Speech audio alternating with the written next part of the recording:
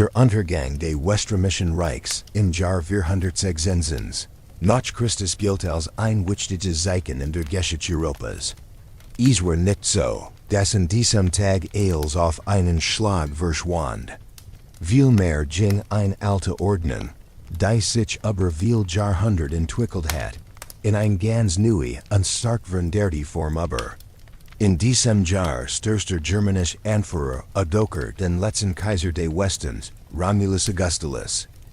Dieser Kaiser war noch sehr jung, hat kaum wirklich matcht und war eigentlich nur eine Figur, die von seinem Vater Orestes, dem obersten Heerführer, eingesetzt worden war. Die Entmachtung durch Odoacer bedeutet zwar nicht, dass alle römischen Einrichtungen oder Brüche sofort verschwanden, aber das Weströmische Kaiserdom hört auf zu existieren. Auch das große Reich im Westen mit einer zentralen Führung gab es nicht mehr. Odoacer setzte keinen neuen Kaiser ein, sondern erklärt sich selbst zum König von Italien. Offiziell sollte die kaiserliche Macht im Westen und den österreichischen Herrscher in Konstantinopel zurückgegeben werden, was deutlich macht, dass die politische Betterdung nun nach außen wandert. Damit endet ein Zeit, in der Rom über viel Jahrhundert das eines gültigen Reichs gewesen war. Ein Reich, das 3 Kontinente umfasst, ein gemeinsames Rechtssystem und eine einheitliche Verwaltung geschaffen hat, eine gemeinsame Sprache fördert und wichtige Grundlagen für die spätere Kultur Europas legt. Der Untergang Roms war jedoch nicht ein plötzliches Ereignis, sondern das Ergebnis einer langen und schleichenden Schwächung. Schon im 3. und 4. Jahrhundert hat das Reich im Westen mit schweren Problemen zu kämpfen. Handel und Wirtschaft fielen zurück. Innenpolitische Streitigkeiten brachen immer wieder aus. Die Verwaltung wurde zu groß und unbeweglich. Die Steuern wurden höher und viele Menschen verließen das Land. In den Provinzen kam es zu Aufständen, und dazu drangen immer mehr germanische Stimmen in die Grenzen ein. Manche kamen als Feind, andere wurden als sogenannte Föderaten aufgenommen. Das heißt als Verbundet mit Autonomie. Im 5. Jahrhundert fielen Westgoten, Vandalen, Sueben, Burgunder, Ostgoten und weitere Gruppen ins römische Gebiet ein. Rom selbst wurde schon im Jahr 410 von den Westgoten unter ihren König Alaric geplündert. Ein Ereignis, das die Menschen der damaligen Welt tief erschüttert. Als schließlich Odoacer die Herrschaft übernahm, war Rom nur noch ein schwacher Schatten dessen, was es früher einmal gewesen war. Die Verwaltung des Reichs konnte nur noch eingeschränkt arbeiten. Das Militär war stark von germanischen Kämpfern durchmischt, und die Macht des Kaisers war fast verschwunden. Trotzdem blieben viele Teile der römischen Kultur auch nach 406 bestehen. Die Stillstanden weiter, Latin blieb die Sprache. Das römische Recht workte fort, und die christliche Kirche übernahm immer mehr die Rolle einer leitenden Kraft. Aber die politische Einheit war dahin, und Europa trat in eine neue Zeit ein, das Mittelalter. Später nannten Historiker diesen Wandel ein wichtiges Grenz, auch wenn die Menschen damals kaum das Gefühl hatten, dass ein plötzlicher Bruch stattfand. Den Begriff Mittelalter erfand man erst viel Jahrhundert danach in der Renaissance, als Gellert anfingen, die Zeit zwischen Antike und Neuzeit zu unterscheiden. In Wahrheit war es ein langer Vorgang, in dem Altes und Neues gleichzeitig existierten. Germanische Könige übernahmen viel römische Brüche. Das Christentum wuchs weiter und neue politische Strukturen bildeten sich heraus. Darum steht das Jahr 406 nicht für ein sofortiges Ende, sondern als Zeichen für den Beginn einer großen kulturellen und politischen Veränderung. Es war der Abschied vom römischen Reich im Westen und der Schritt in ein neues Zeitalter, das oft als dunkel beschrieben wird, das aber in Wirklichkeit voller Bügen und Vielfalt war, das Mittelalter.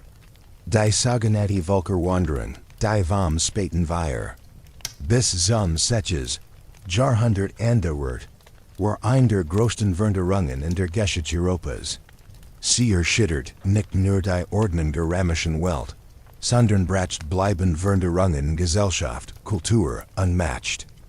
Der Ausdruck Volker Wanderung klingt nach einer einzigen großen Bügung. Da eigentlich handelt es sich viel verschieden Prozess. Wanderung, Kriegszug, Fluchten und Umsiedlungen unterschiedlicher Gruppen, die sich überlappten. Besonders im Mittelpunkt standen germanische Stimmen wie die Goten, Vandalen, Franken, Sueben, Burgunder, Langobarden und Angelsachsen. Diese Gruppen verliegen nach ihr ursprünglichen Wohngebiet in Mittel, Ost- und Nordeuropa und drangen in die römischen Regionen ein. Dabei waren sie keine einheitlichen Völker, sondern oft zusammenschluss aus Kriegern, Familien und Angern. Deren Identität sich erst im Verlauf der Wanderungen unter Kämpfen Raum entwickelt. Ein entscheidender Moment kam, als die Hunnen auftauchten, ein Reitervolk aus den Steppen Eurasiens. Das Jahr 305 vertrieben, sie die Goten von ihren Siedlungen an der Donau. Dadurch begann eine Kettenreaktion. Die Westgoten baten offenen ins Römische Reich, wurden aber schlecht behandelt. Schließlich erhoben sie sich im Jahr 301 gegen Rom und besiegten die römische Armee in der Schlacht bei Adrianopel. Ein großer Schock traf das Reich. Später zogen die Goten unter ihrem Anführer Alaric bis nach Italien und eroberten im Jahr 400 sogar Rom. Die Hunnen dagegen wurden unter ihrem berühmten Anführer Attila zu einer gültigen Bedrohung. Die Ordnung des Reichs stark erschüttert. Sie zwangen andere Völker zur Flucht oder in Bündnis, griffen Selbstgebiet in Gallien und Norditalien und entmachten das Weströmische Reich abhängig von Hohenzollern. Dann nach Attilas Tod sehr viel, macht sehr schnell. Viel der von innen beherrschten Völker suchten sich neu verbundet. In den folgenden Jahrzehnten verlor Rom die Kontrolle über Großteil des Westens. Die Vandalen gründeten ein Reich in Nordafrika. Die Westgoten siedelten sich in Spanien an. Die Franken übernahmen Gallien, und die Ostgoten bauten ihre Herrschaft in Italien auf. Aus Sicht der Rachmer sah das Eils wie ein Rie von Angriffen und der Village Zerfall ihres Reichs aus. Hut erkennt man aber, dass es ein lange Umwandlung war, in der neue Reichsstrukturen entstanden. Viel germanische Kneige wollten Rom nicht vernichten, sondern sich mit seinen Traditionen verbinden. Sie übernahmen römische Titel, beherrten, Teil der Sprache und auch die christliche Religion. Gleichzeitig veränderte sich das Bild der Völker in Europa. Alte Grenzen verschwanden, neue Bevölkerung in Mission sich, und Romanisierung und Germanisierung wirkten zusammen. Deshalb war die Völkerwanderung nicht nur ein Ansturm von Barbaren, wie leer Geschichtsbücher es schildern, sondern ein zeitvoller Bügung, Anpassung und neuer Möglichkeiten. Die Folgen waren tiefgreifend. Die Einheit des Römischen Reichs zerbrach, und an seiner Stelle entstanden viel Königreich, die den Anfang für die mittelalterlichen Zeiten legten. Die alte Trennung zwischen Rachmern und Barbaren verlor immer mehr an Bedeutung. Aus Feinden wurden christliche Kneige und aus Provinzen des Reichs entstanden neue Länder. Das buntpolitische Bild Europas, das Mittelalter bestimmen sollte, begann sich in dieser unruhigen Zeit zu formen. Die Völkerwanderung war somit ein chaotischer, aber auch schöpferischer Geburtsmoment für das mittelalterliche Europa. Die Bildung germanischer Königreich im östlichen Westen des Reichs war kein geplanter Umbruch, sondern das Ergebnis vieler Jahrvoller Krieg, Wanderungen, Bündnis und Anpassungen an römische Strukturen. Zwischen dem 5 und 6 Jahrhundert entwickelten verschiedene germanische Gruppen stable Herrschaften, die das Machtvakuum füllten, das Rom hinterlassen hat. Die Gründung dieser Reich war nicht nur ein Ergebnis von Schlachten, sondern auch ein großer kultureller, religiöser und gesellschaftlicher Wandel. Damit wurde das Fundament für das Europa des Mittelalters gelegt. Ein Beispiel davor sind die Westgoten. Die Westgoten stammten ursprünglich aus dem Gebiet Schlich der Donau, wurden aber durch den Druck der Hunnen nach Westen gedrängt. Nach ihrem berühmten Marsch durch das Römische Reich, Under Eroberung Rams unter Alaric, fanden sie schlieglich erst in Südfrankreich, und dann in Spanien festen Boden zum Leben. Dort gründeten sie das Westgotenreich mit der Hauptstadt Toledo, das bis zur arabischen Eroberung im Outjahrhundert bestehen blieb. Mit der Zeit passen sie sich den römischen Regeln der Verwaltung und unwechselten vom arianischen Glauben zum katholischen Christentum, die Trennung zwischen der germanischen Oberschicht und der römischen Bevölkerung zu verringern. Die Vandalen, ein weiterer germanischer Stamm, erlebten ein noch aufliger Wanderung. Sie zogen durch Spanien, aber schritten 400 Wind unter. Geiseric das Meer nach Nordafrika und eroberten dort das Reich und wichtig Carthago.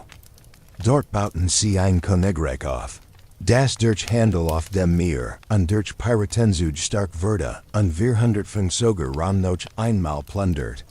Auch wenn sie im 6. Jahrhundert von der Ostromischen Armee unter Belisar besiegt wurden, sieg der Herrschaft, wie weit sich die Nachfolgestaaten der römischen Ordnung ausbreiten konnten. Auch die Ostgoten, Engfurt von Theodoric dem Großen, hatten eine bedeutende Rolle. Mit der Erlaubnis des Ostromischen Kaisers nahmen sie Italien ein und gründeten in Ravenna ein Reich, das sich sehr stark in römische Traditionen anlehnt. Theodoric herrschte Namen Roms, kümmerte sich Kultur, Bauwerk und eine große religiöse Toleranz, obwohl die Ostgoten, wie viele andere germanische Gruppen, am Anfang dem arianischen Glauben anhingen. Das Fränkische Reich entstand dagegen in den Gebieten des heutigen Nordfrankreichs und Westdeutschlands. Im Unterschied zu vielen anderen germanischen Gruppen hielten die Franken nicht am Arianismus fest, sondern übernahmen schon früh das katholische Christentum. Dies war ein wichtiger Grund, warum sie leichter von der romanisierten Bevölkerung akzeptiert und aufgenommen wurden. Unter Chlodwig I, der 500 die Tauf empfing, begann der Aufstieg der Merowinger. Das Frankenreich entwickelt sich im Lauf der Jahrhundert zum Kernland, aus dem später das mittelalterliche Europa hervorging. All dies Reich entstanden nicht völlig losgelöst von der römischen Welt, sondern bauten oft auf deren Oberessen auf und orientierten sich in vielen ihrer Strukturen. Verwaltung, Sprache, Latin als Amtssprach, das römische Recht neben den Stammesrechten, all das blieb bestehen. Auch die Architektur wurde übernommen oder weitergeführt. Gleichzeitig brachten die neuen Herrscher ihr eigenen Sitten mit, sei es im Krieg, in der Königsherrschaft oder in der Art, wie sie ihre Gesellschaft organisierten. Daraus entwickelten sich Mischkulturen, in denen germanisch, römische und christliche Elemente miteinander verschmolzen. Die germanischen Königreiche wurden damit Träger einer neuen politischen Ordnung, die das römische Erbe nicht einfach fortsetzt, sondern verwandelt.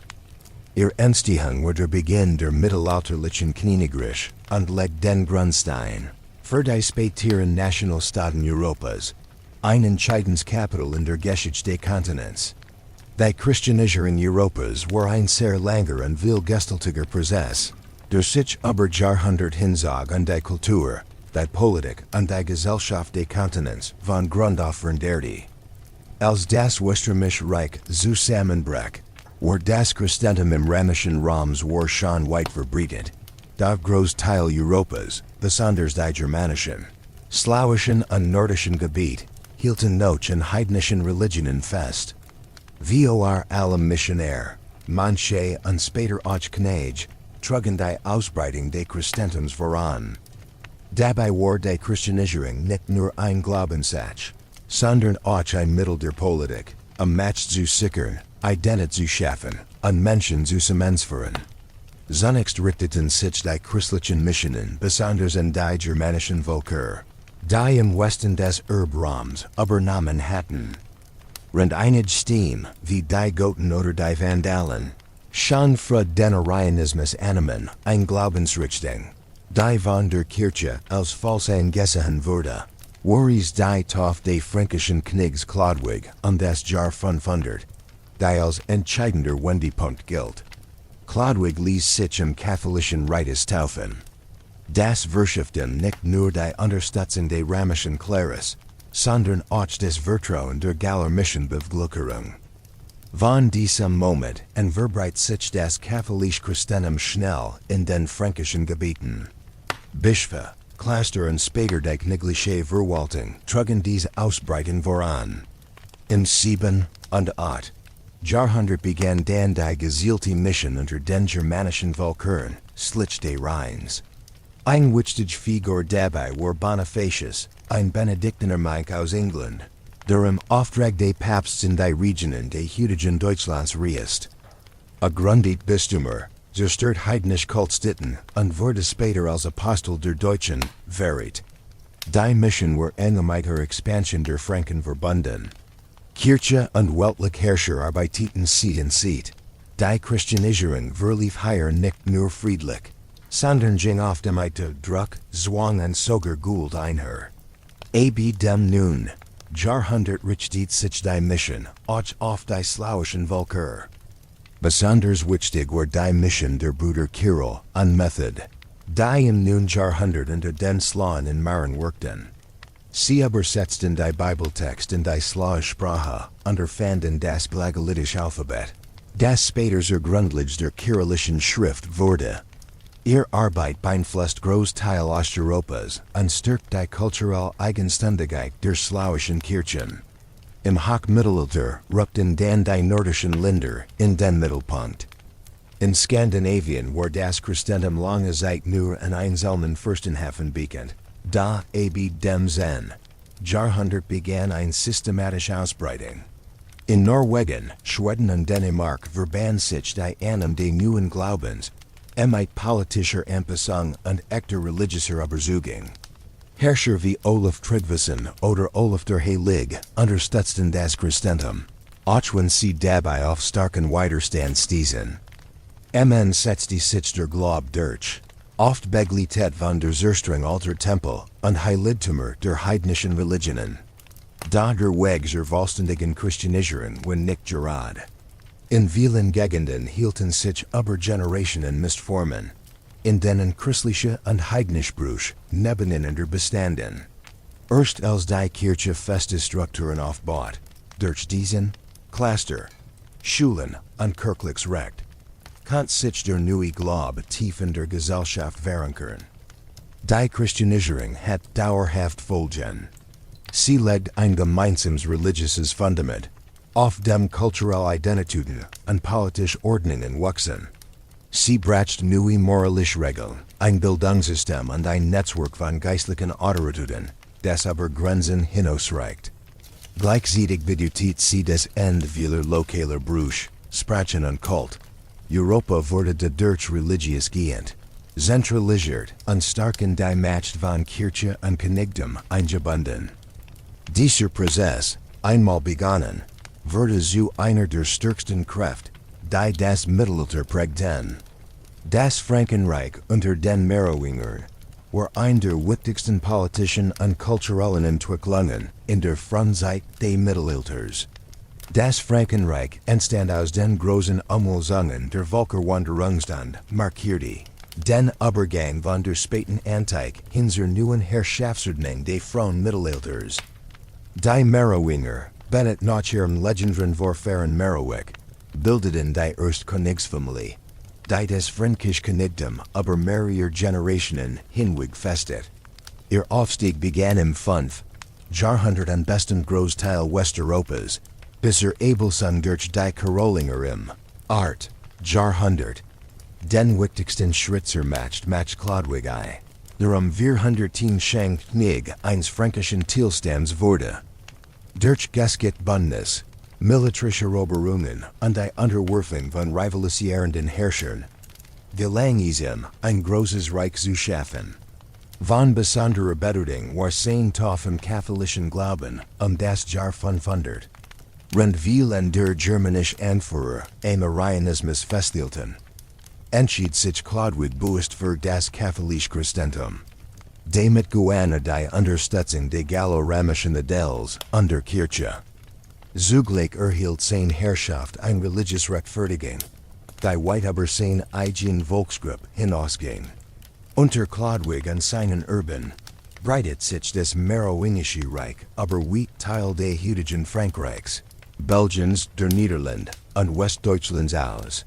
Die Hauptstadt wechselt mehrfach zwischen Städten wie Paris, Soissons, Metz und Reims. Nach den politischen Schwerpunkten der Zeit. Die Merowinger übernahmen viele Elemente aus der römischen Verwaltung und Kultur. Latin blieb die Sprache der Hemter. Römische Einrichtungen wie die Steuerbehörden oder das Stadtrecht wurden in Teilen weitergeführt. Gleichzeitig entstanden neue Strukturen. Erst Formen des Lenzwissens und ein stark persönliche Art der Herrschaft, bei der das Reich wie ein Familiener behandelt wurde. Ein wichtiges Kennzeichen dieser Zeit war die Regelmäßigstellung des Reichs unter den schnell verstorbenen Königs. Diese Tradition aus dem germanischen Erbrecht fort immer wieder zu politischer Zersplitterung, innerfamiliären Kämpfen und wechselnden Grenzen.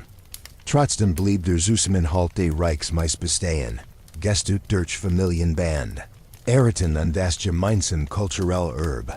Später wurden die Merowinger von manchen Chroniken als Volkneig beschrieben.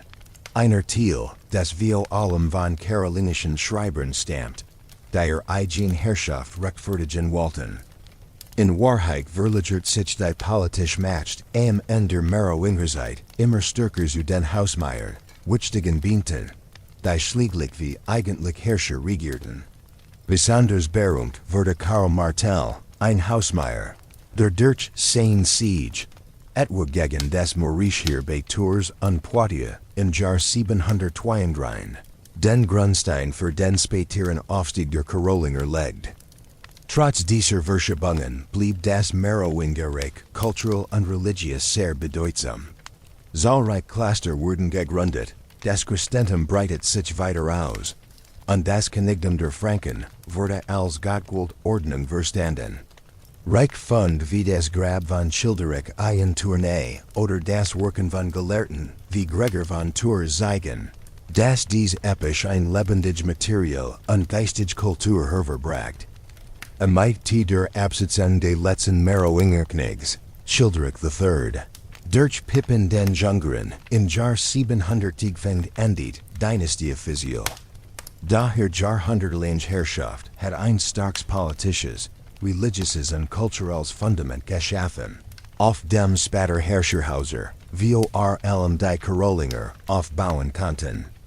Das Frankenreich unter den Merowingern war damit nur ein Matchfaktor seiner Zeit, sondern auch ein wichtiges Bindeglied zwischen der Welt der Spotenteig und dem werdenden Europa des Mittelalters.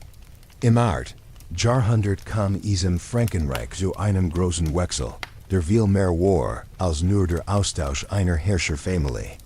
Mit dem Aufstieg der Karolinger endet die Epoche der Merowinger, und eine neue Zeit begann, die das Mittelalter im Westen entscheidend prägt sollte.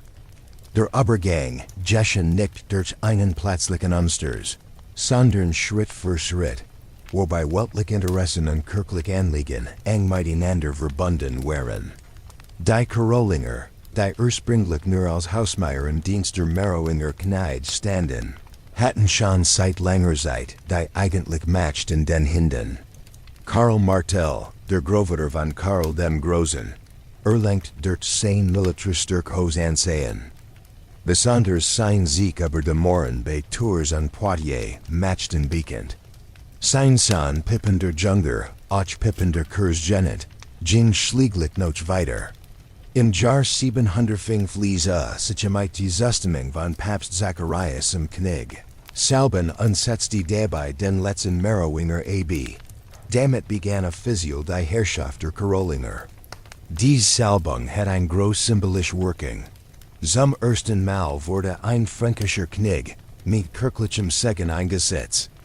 Diese Verbindung von Königsmacht und kirchlicher Zustimmung wurde zu einer wichtigen Grundlage karolingischer Herrschaft. Pippin verstärkt dieses Bündnis, indem militärischen Italien zugunsten des Papsts gegen die Langobarden eingriff. Als Dank erhielt die sogenannte Schenkung Pippins, aus der später der Kirchenstaat entstand. Damit war die enge Partnerschaft zwischen der fränkischen Krone und der römischen Kirche endgültig besiegelt. Noch Pippinstad im Jahr 700 übernahmen. Sein beiden Schnee Karl und Karlmann die Herrschaft. Nach dem Frontag Karlmanns regiert Karl, später bekannt als Karl der Große. Das gesamte Frankenreich allein und wurde zur prägenden Figur des Mittelalters. Unter Karls Führung wuchs das Reich gewaltig durch Vielfältigkeit. Unterwarf Sachsen, Langobarden, Awaren und andere Völker. Da Karl verfolgt nicht nur militärisches Ziel, sondern auch religiös. Die Christianisierung der eroberten Gebiet, auf dem Zwang, war ein wesentlicher Teil seiner Politik. Mit den Karolingern verwandelt sich das Frankenreich in ein frühes mittelalterliches Großreich. Es war nun nicht mehr nur ein Zusammenschluss von Stämmen, sondern entwickelt sich zu einem richtigen Staat mit Verwaltung, Gesetzen, einheitlicher Munds, Bildungsprogramm und enger Bindung an die Kirche. Diese Entwicklungen führten zu dem, was man später die karolingische Renaissance nennt. Ein kulturelle und geistige Erneuerung, die wichtige Grundlagen für das Abendland und das Mittelalter schuf. Der Wechsel von den Merowingern zu den Karolingern war deshalb weit mehr als nur ein dynastischer Tausch. Es war der Beginn einer neuen Ordnung, in der Kniggsmacht, Kirche und Reichsgedenk zusammenwachsen und die das mittelalterliche Europa für Jahrhundert prägen sollte. Die Kronen Karls des Großen im Jahr 800 wurde zu einem der bedeutendsten Ereignisse der europäischen Geschichte. Am Weihnachtstage setzte Papst Leo III im Raum die Krone auf und machte ihn zum Kaiser. In der Peterskirche von Rom setzte Papst Leo III dem Frankenweg render Mess die kaiserliche Krone auf den Kopf. Dieser Moment war weit mehr als nur ein feierliches Ritual. Es stand für die Wiederbelebung des Weströmischen Kaisertums, das fast 450 Jahre zuvor, in Jahr 406 geendet hat. Für die Menschen jener Zeit und auch für spätere Generationen war dieser aka ein starkes Zeichen davor, dass Europa unter fränkischer Führung religiös und geistig neu gestaltet wurde. Die Grund für dies Kronen waren vielfältig. Karl hat sich über viele Jahre als der mächtigste Herrscher des Westens bewiesen. Mit seinen erfolgreichen Eroberungen gegen Sachsen, Bayern, Langobarden und Awaren schuf ein Reich, das sich vom Atlantik bis zur Donau und von der Nordsee bis nach Mittelitalien ausbreitet. Sein feste Kontrolle über die Gebiet, sein Unterstützung für das Christentum, auf Deutsch Waffengold und sein enges Bündnis mit der Römischen Kirche machten ihn zu einer idealen Wahl für ein neues Kaisertum im Westen. Papst Leo III, der in Rom selbst politischen Schwierigkeiten steckt, erhofft sich durch Karls erhoben Schutz und Unterstützung. Die Wahl des Datums war ebenfalls bedeutsam. Die Kronen wurde am Weihnachtstag gefeiert, zu zeigen, dass Karls Macht von Gott selbst gewollt sei. Der Papst setzte nicht nur die Krone auf, sondern stellt sich auch bewusst als derjenige dar, der das Recht hat, einen Kaiser zu ernennen. Damit beanspruchte symbolisch ein besonderer Autorität, die so religiös als auch politisch Folgen nach sich zog. Ob Karl von diesem AKT verricht wurde oder als genau geplant hat, ist bis heute unklar. In den fränkischen Schriften wird betend, dass es sich zirkelten siegt, wenn später Überlieferungen die Kronen als göttliches Geschenk darstellten. Sicher ist nur, dass mit diesem Tag eine neue Vorstellung von Reichen Macht entstand. Karl galt nicht als Nachfolger der Kaiser in Konstantinopel, sondern als Herrscher eines christlichen römischen Reichs im Westen, das auf der Verbindung von Kirche und Staat beruht. Der neue Kaisertitel gab seiner Macht eine universelle Bedeutung, die über die Grenzen des Frankenreichs hinausging. Die Krönung fortjettet zu Spannungen mit Byzanz. Dort regiert zur gleichen Zeit Kaiserin Irene, und man sah in Karls Krönung einen unrechtmäßigen Gang. Erst im Jahr 812 der byzantinische Hof Karl als gleichwertigen Herrscher an. Damit wurde deutlich, dass die christliche Welt nun zwei Kaiserreich hat, Ein Westlichs und ein Slitches. Für die Ladinisch Christenheit in Westen, aber bedeutet Karlser haben den Beginn einer neuen Epoche. Sie stand nicht nur für die Rückkehr zu römischen Traditionen, sondern auch für eine neue Deutung des Kaisertums, als christlich Gewalt, durch den Papst bestigt und über die Völker hinausgehend. In den folgenden Jahrhunderten diente das Karolingische Kaisertum als Vorbild für das Heilig-Römische Reich. Die Kronen war abgewandert, war deshalb nicht nur ein Wechsel innerhalb einer Dynastie, sondern ein kultureller Gründungsakt für das mittelalterliche Europa. Sie verband Religion und Politik, Antike und Christentum, Rom und das Frankenreich zu einer neuen Ordnung. Die das Denken und die Machtverhältnis Europas über Jahrhundert prädentiert. Die sogenannte Karolingische Renaissance fand hauptsächlich in der Zeit von Karl dem Großen statt, also ungefähr von der zweiten Hälfte des 8. Jahrhunderts bis hinein in das frühe 9. Jahrhundert. Ihr Ziel war es, im großen Fränkischen Reich das Wissen, die Bildung und die Verwaltung auf ein gemeinsam und dauerhaft Grundlage zu stellen. Im Gegensatz zur berühmten italienischen Renaissance, die viel Jahrhundert später ein Großkulturbewegung war, handelt es sich bei der Karolingischen Renaissance nicht ein Volksbewegung. Stattdessen war es ein bewusstes Reformprogramm, das von oben eingeführt wurde und besonders Cluster Königliche von Schulen betraf. Trotzdem hat dies Bewegung ein stark und bleibend Wirkung, die Entwicklung des mittelalterlichen Europas für lange Zeit prägt. Der Anstoß dazu kam direkt von Karl selbst. Als mächtiger Herrscher über ein riesiges Reich verstande, das man ein gut Verwaltung, einen einheitlichen Glauben und ein gerechtes Rechtssystem nur mit einer gebildeten Führungsschicht erreichen konnte. Sein Traum war ein Reich, das auf Ordnung, Gesetzen und Ehrfurcht wie Gott beruht. Davor brauchte Menschen, die lesen, schreiben, diskutieren und regeln konnten. Darum begann man in seinem Hof, besonders in Aachen, die Förderung von Lernen, Sprache, Kunst und kirchlicher Disziplin. Eine wichtige Rolle spielt dabei Alcuin von York, ein engelstischer Mönch und Lehrer.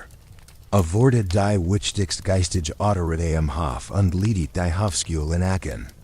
Dort entwarf ein großes Bildungsprogramm für den Adel am Hof und die Geistlichen der Kirche.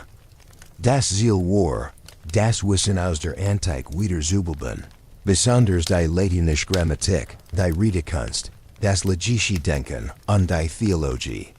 Dieses alte Wissen sollte nicht nur gesammelt, sondern in den Dienst des christlichen Königtums gestellt werden. Es sollte helfen, den Glauben besser zu leben und die Herrschaft kluger ausüben. Ein besonders bleibendes Ergebnis dieser Zeit war die Reform der Schrift. Damals entstand die Karolingische Minuskel, eine einheitliche und klar lesbare Schrift, die sich schnell im ganzen Reich verbreitet. Sie macht Text viel leichter lesbar als die unregelmäßigen, unschwer zu entziffernden Schriften, die es vorher gab.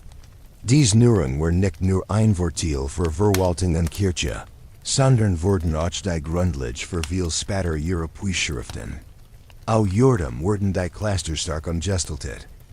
Sie wurden zu Zentren des Lernens, in denen nicht nur der Glaube gepflegt, sondern auch alte Schriften abgeschrieben und bewahrt wurden. In vielen Abteien entstanden Skriptorien, also Schreibsteben, in denen Text sorgfältig kopiert wurden. Die Cluster wurden so zu Hütern des Wissens in einer Zeit, in der es noch keine öffentlichen Schulen oder Bibliotheken wie heute gab. Ohne diese Arbeit wären viele Bücher und Schriften der Antike wahrscheinlich verloren gegangen. Auch in der Verwaltung sieht die Karolingische Renaissance Wirkung. Den Gesetz, Erlass und Urkunden wurden nun viel genauer aufgeschrieben. Die sogenannten Kapitularien, also Königliche Befehl, wurden überall im Reich verbreitet und schaffen ein Gefühl von gemeinsamer Rechtsordnung. Auch die Kirche selbst wurde durch die Reform gestärkt. Der Klerus erhielt eine bessere Ausbildung. Disziplin wurde gefördert und die Verbindung zwischen Kirche und König wurde enger. In dieser Zeit entstanden auch wichtige Kunstwerke in Baukunst, Buchmalerei, an kirklicher Ausstattung. Sie orientierten sich zwar an Ramischen und byzantinischen Vorbildern, entwickelten aber gleichzeitig neue westliche Formen. Ein besonderes Beispiel davor war der Aachener Dom, den Karl der Große selbst bauen ließ. Wurde zu einem Zeichen für die neue Idee eines christlich-fränkischen Kaisertums. Die karolingische Renaissance war darum nicht nur ein Programm zur Förderung von Wissen, sondern ein umfassender Versuch, Ordnen, Kultur und Glauben auf ein gemeinsames Grundlage zu stellen. Auch wenn dies Blüte sieht, die dem Niedergang der Karolinger Reiches im 9. Jahrhundert schwacher wurde, wirkt sie lange weiter. Sie prägt das mittelalterliche Schulwesen, das Denken der Kirche, die Schriftkultur und das gesamte geistige Fundament der europäischen Mittelalters. In einer Epoche voller politischer Unsicherheit und kulturellem Wandel bildet sie so ein Bruch zwischen Antik und Mittelalter. Folgen sind sogar bis in unsere Zeit spürbar. Ein großer Einschnitt kam dann mit der Durchtelung des Frankenreichs. Der Vertrag von Verdun im Jahr 813 beendet nicht nur den heftigen Matchkampf zwischen den Enkeln Karls der Großen, sondern ledet auch die Aufspaltung des riesigen Reichs ein, das Karl geschaffen hat. Dieser Vertrag gilt rückblickend als einer der wichtigen Anfangspunkte für die späteren Zeiten Frankreich und Deutschland, auch wenn es damals noch kein modernes Nationalbesting gab. Nach dem Tag Karls im Jahr 804 fort sein einziger Überbender Sohn, Ludwig der Fromme, das Reich zunächst als Einheit weiter. Durch seine Regierungszeit war von inneren Spannungen geprägt, vor allem durch Streitereien über die Erbfolge. Als Ludwig 840 starb, brach zwischen seinen drei Söhnen Lothar, Ludwig dem Deutschen und Karl dem Kahlen ein offener Krieg um die Aufteilung des Reichs aus.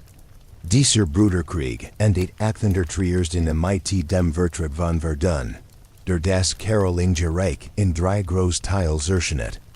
Der älteste Sohn Lothar bekam das sogenannte Mittelreich. Es war ein langes, schmal gezogenes Gebiet, das von der Nordsee über das heutige Lothringen und Burgen bis nach Italien reicht. Behielt zwar den Kaisertitel. Das sein Reich war geografisch und praktisch, kulturell sehr unterschiedlich und politisch schwer zu regieren.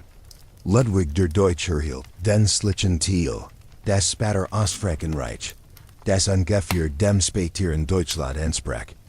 Dort entwickelt sich nach und nach das Fundament für das Heilige Römische Reich.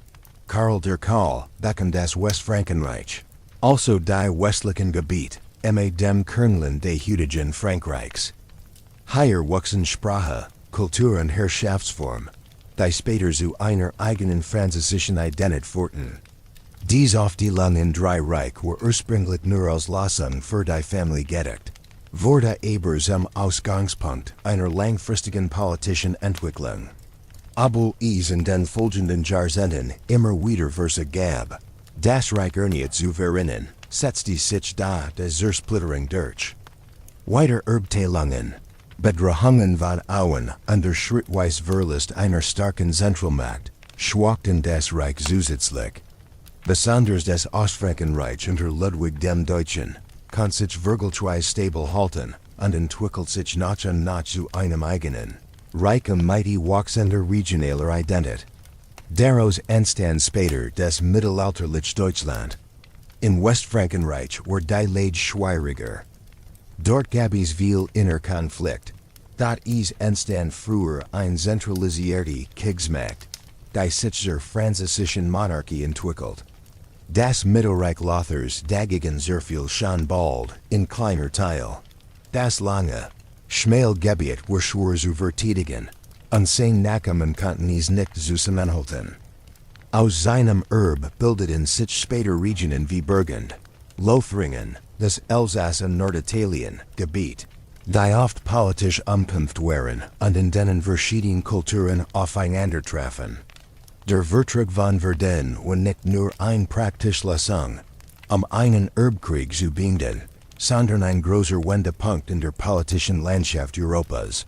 Siegt sowohl die Regeln des vormittelalterlichen Erbrechts als auch die Realiter Kampfe zwischen Herrscherfamilien. Auch wenn die Namen Frankreich und Deutschland damals noch nicht bekannt waren, legt werden die Grundlage für die spätere Entwicklung dieser beiden Länder. Damit markierte der Vertrag von Verdun den Anfang einer neuen Ordnung in Europa, die auf der langen Teilreich beruht und zugleich das Ende des einst vereinten Fränkischen Kaiserreichs einleitet. Die Vorstellung der Einheit, wie sie Karl der Große verkörpert hat, blieb danach nur noch ein Ideal. Die Wirklichkeit bestand nun aus kleineren, aufstreitenden und stärker regional geprägten Reichen. Da genau in dieser Vielfalt begann sich das mittelalterliche Europa in neuer Form herauszubilden. In nun und Zen Jahrhundert geriet Europa zusätzlich unter Druck durch zahlreiche Angriffe von außen, die das politische Refuge noch unsicherer machten. Aus drei verschiedenen Richtungen kamen die Angriffe, die Wikinger aus dem Norden, die Sarazenen aus dem Süden und die Ungarn aus dem Osten. Alle drei nutzten die Schwarzweiler Reich, die nach der Teilung des Frankenreichs und dem Rückzug einer starken Zentralmacht kaum Schutz hatten. Die Wikinger, erfahrene Seefahrer aus Skandinavien, begannen schon gegen Ende des 8. Jahrhunderts ihren Raubzügen in den Küsten Westeuropas. Sie überfielen nicht nur Dörfer und Städte, sondern vor allem Cluster, die wegen ihrer Schatz ungemangelten Verteidigung leicht zu erbuten waren. Mit ihren fortschrittlichen Schiffen fuhren die Wikinger über Fluss wie die Seine, die Loire oder den Rhein tief ins Landesinnere. Städte wie Paris, Caen oder London wurden mehrfach geplündert.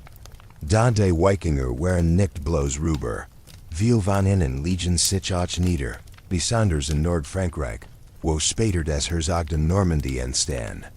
Manch ihrer Anführer nahmen sogar das Christentum und wurden Teil der europäischen Herrschaftsordnung.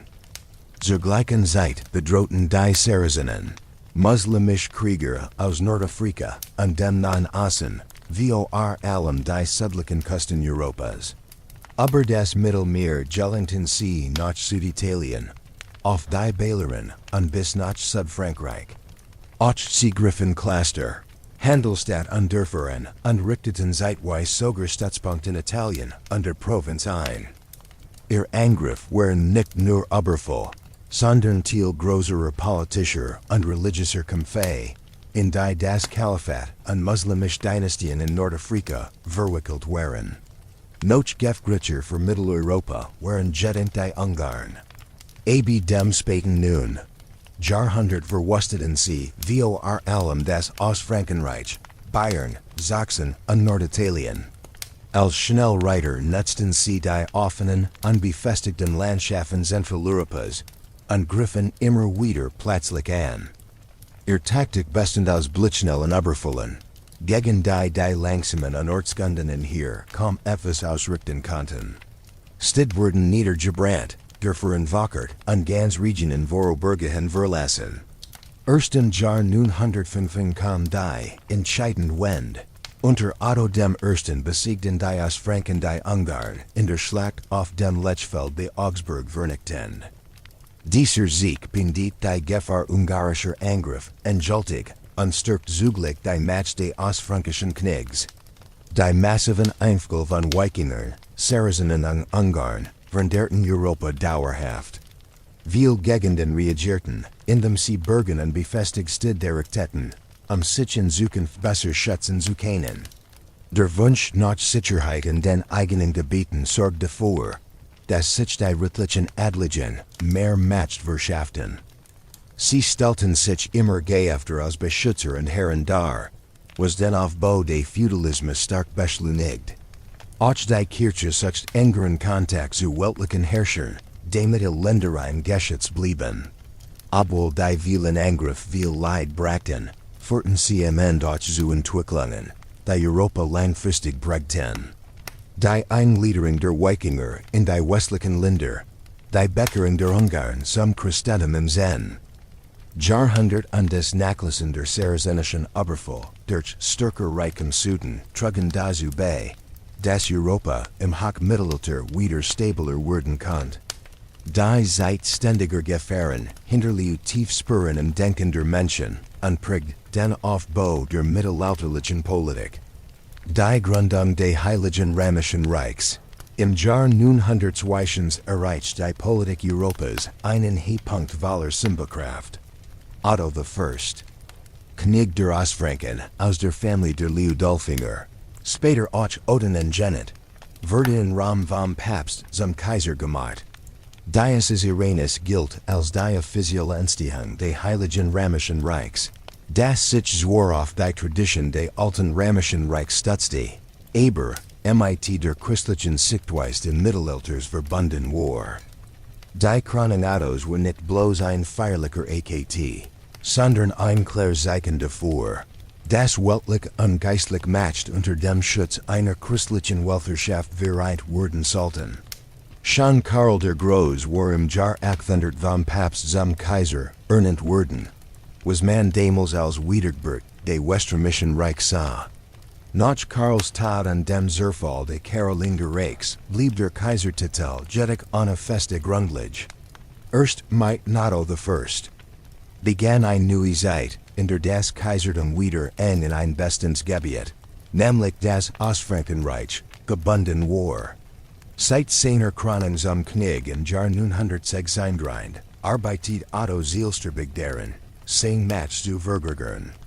Rang Siege aber aufständig Herzge, holt die Kirche in die Verwaltung des Reichs und matcht sich besonders durch seinen Sieg auf dem Lechfeld, 955 die Ungarn einen Namen. Dieser Erfolg siegt den als Verteidiger des christlichen Abendlandes. Sein Kaiserkrönung in Rom war die Belohnung für sein Feldzug in Italien. Dort hat den Papst militärisch unterstützt, als dieser in Schwierigkeiten war, und nutzte die Gelegenheit, selbst den Kaisertitel zu beanspruchen. Damit wurde deutlich, dass das Kaiserdom nicht nur für die Deutschen, sondern für ganz Europa Bedeutung hat. Otto sah sich nicht einfach als König eines Reichs, sondern als weltlicher Vertreter der Christenheit. Die Idee eines christlichen Reichs, in dem der Kaiser als Stellvertreter Gottes herrscht, wurden nun zum Leitbild. Dies Reichsvorstellung verband die Macht der Herrscher mit einer religiösen Aufgabe. Das Heilige Römische Reich war kein Nationalstaat wie wir ihn heute kennen, sondern ein kompliziertes Netzwerk aus Königreichen, Herzogtümern, Bistümern und freien Staaten, das sich aber wie Teil Mitteleuropas erstreckt. Das Reich war bunt und verschieden, aber trotzdem von einer gemeinsamen Idee der Herrschaft geprägt. Die Kaiser sahen sich selbst als Beschützer der Kirche und zugleich als höchste Autorität in weltlichen Dingen. Ihr Anspruch war groß und für alle gedeckt, da in der Praxis blieb oft auf bestimmte Regionen beschränkt. Im Inneren stützte sich Otto stark auf die Kirche. Setzte Bischöfe BBT ein, die keine eigenen Familienstate aufbauen wollten und daher ganz von ihm abhängig waren. Dieses sogenannte Ottonische Reichskirchensystem war ein schlauer politischer Schritt, die königliche Macht in einem Reich mit vielen verschiedenen Herren abzusichern. Gleichzeitig wurden Rom und das Papsttum immer enger in die Reichspolitik eingebunden. Dies führt später aber auch zu großen Konflikten, wie im berühmten Investiturstreit. Die Kaiserkrönung Ottos und die Entstehung des Heiligen Römischen Reichs waren deshalb mehr als nur ein politisches Ereignis.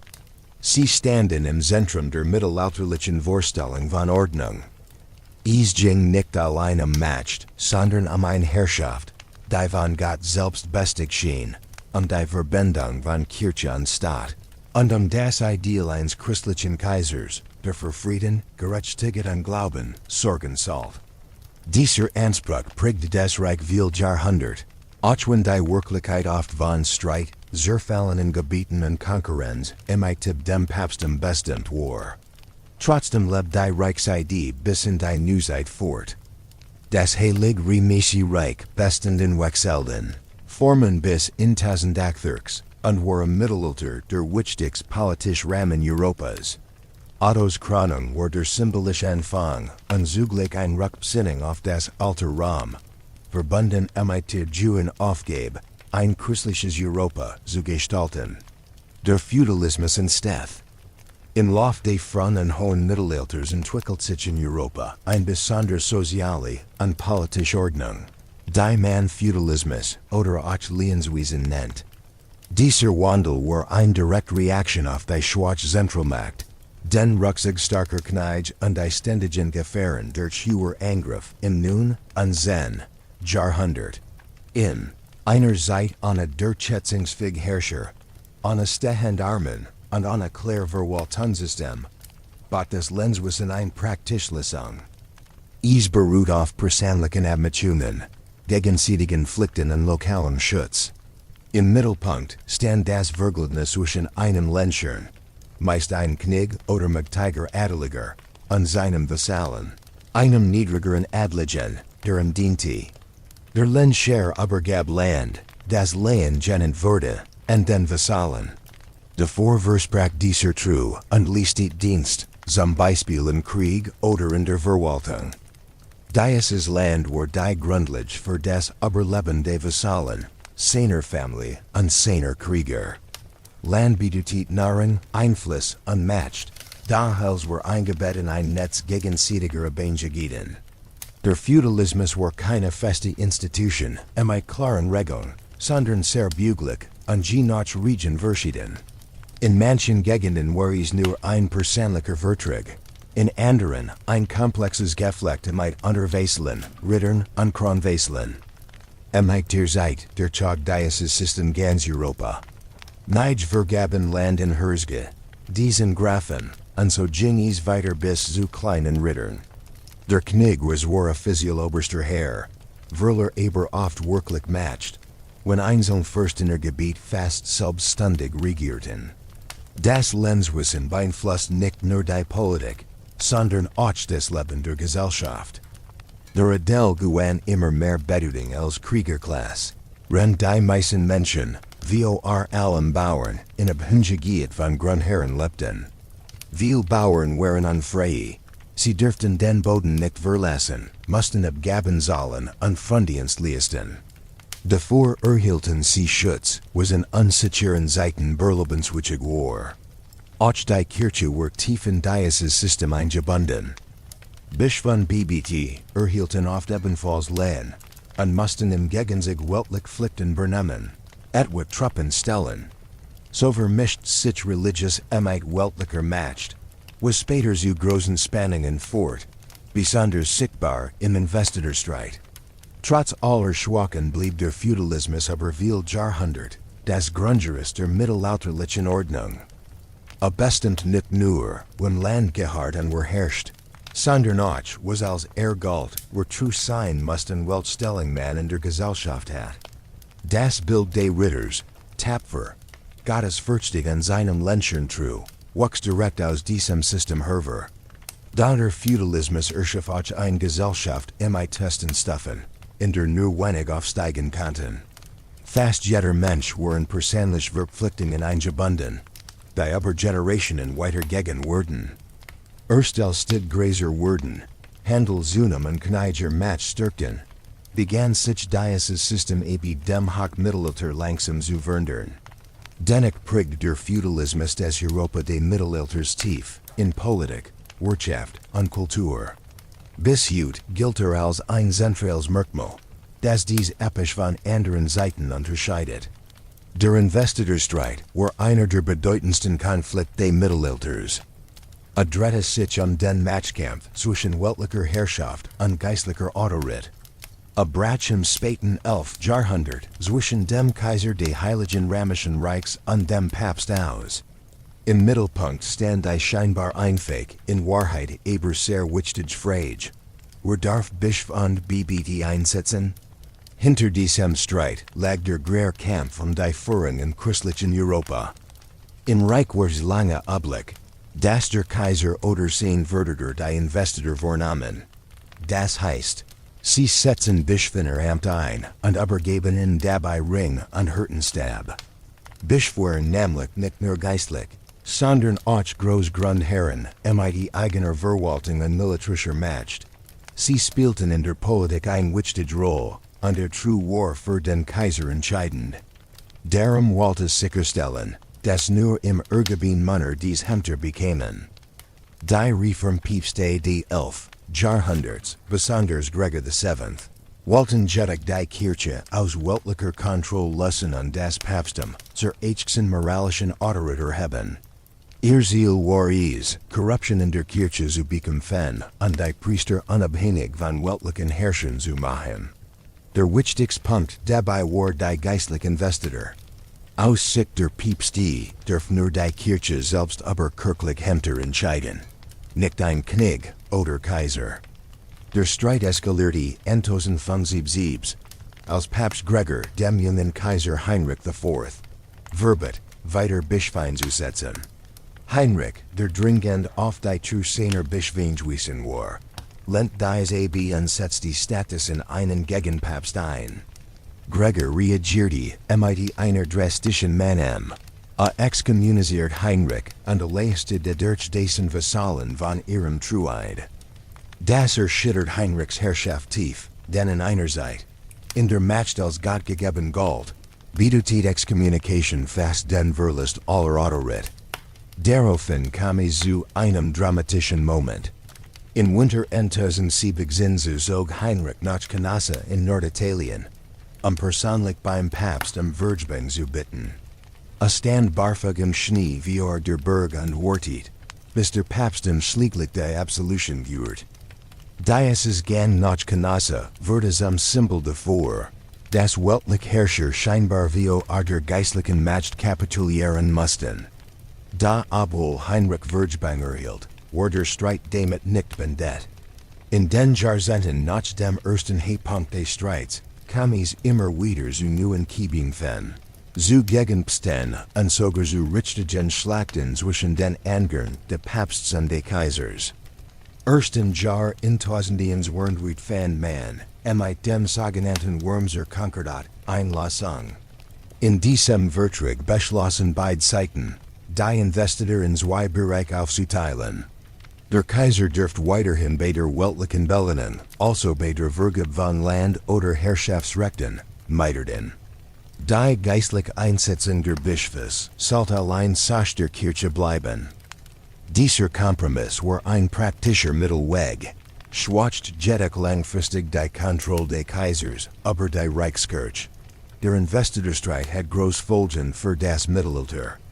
Stärkt das Papsttum als unabhängig macht, trennt die religiös und die weltliche Welt stärker als je zuvor und fort zu einer Zeit, in der die Päpste mehr Einfluss auf die Politik Europas nahmen. Gleichzeitig verlor der Kaiser an Autorität, was auf Dauer dazu beitrug, dass das Heilige Römische Reich immer mehr in viel Kleinteil zerfiel.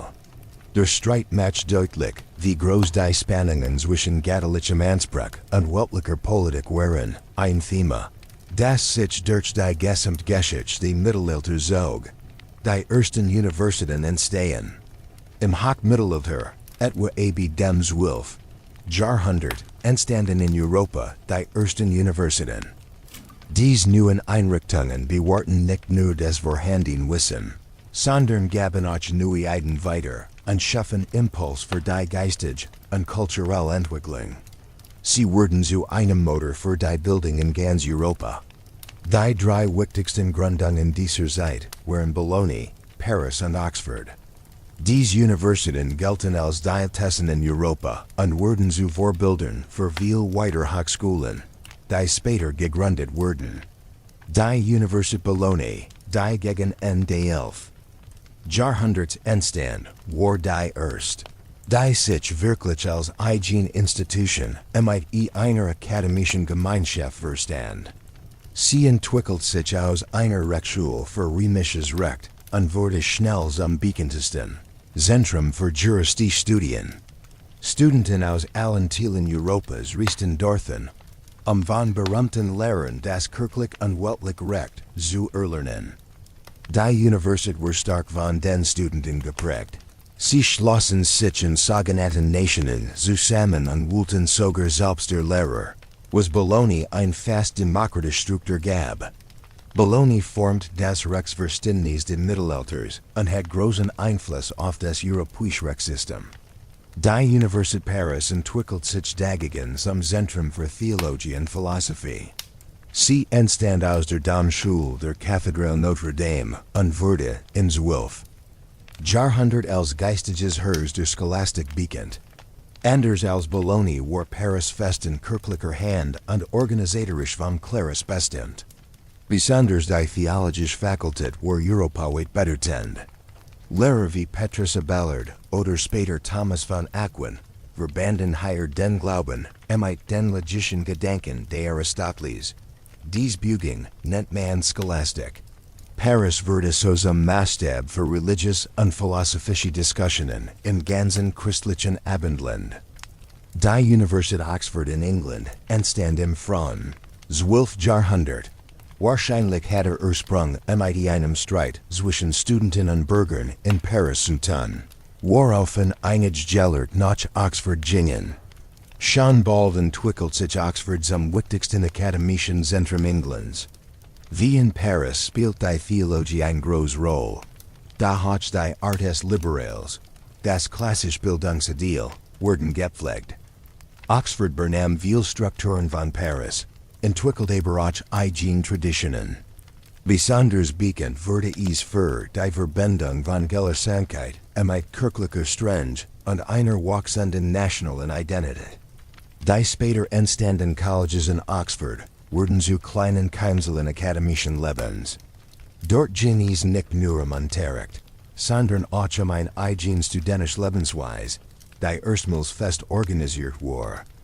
Die Freien Universitäten waren jeta ganz anders als die Hochschulen.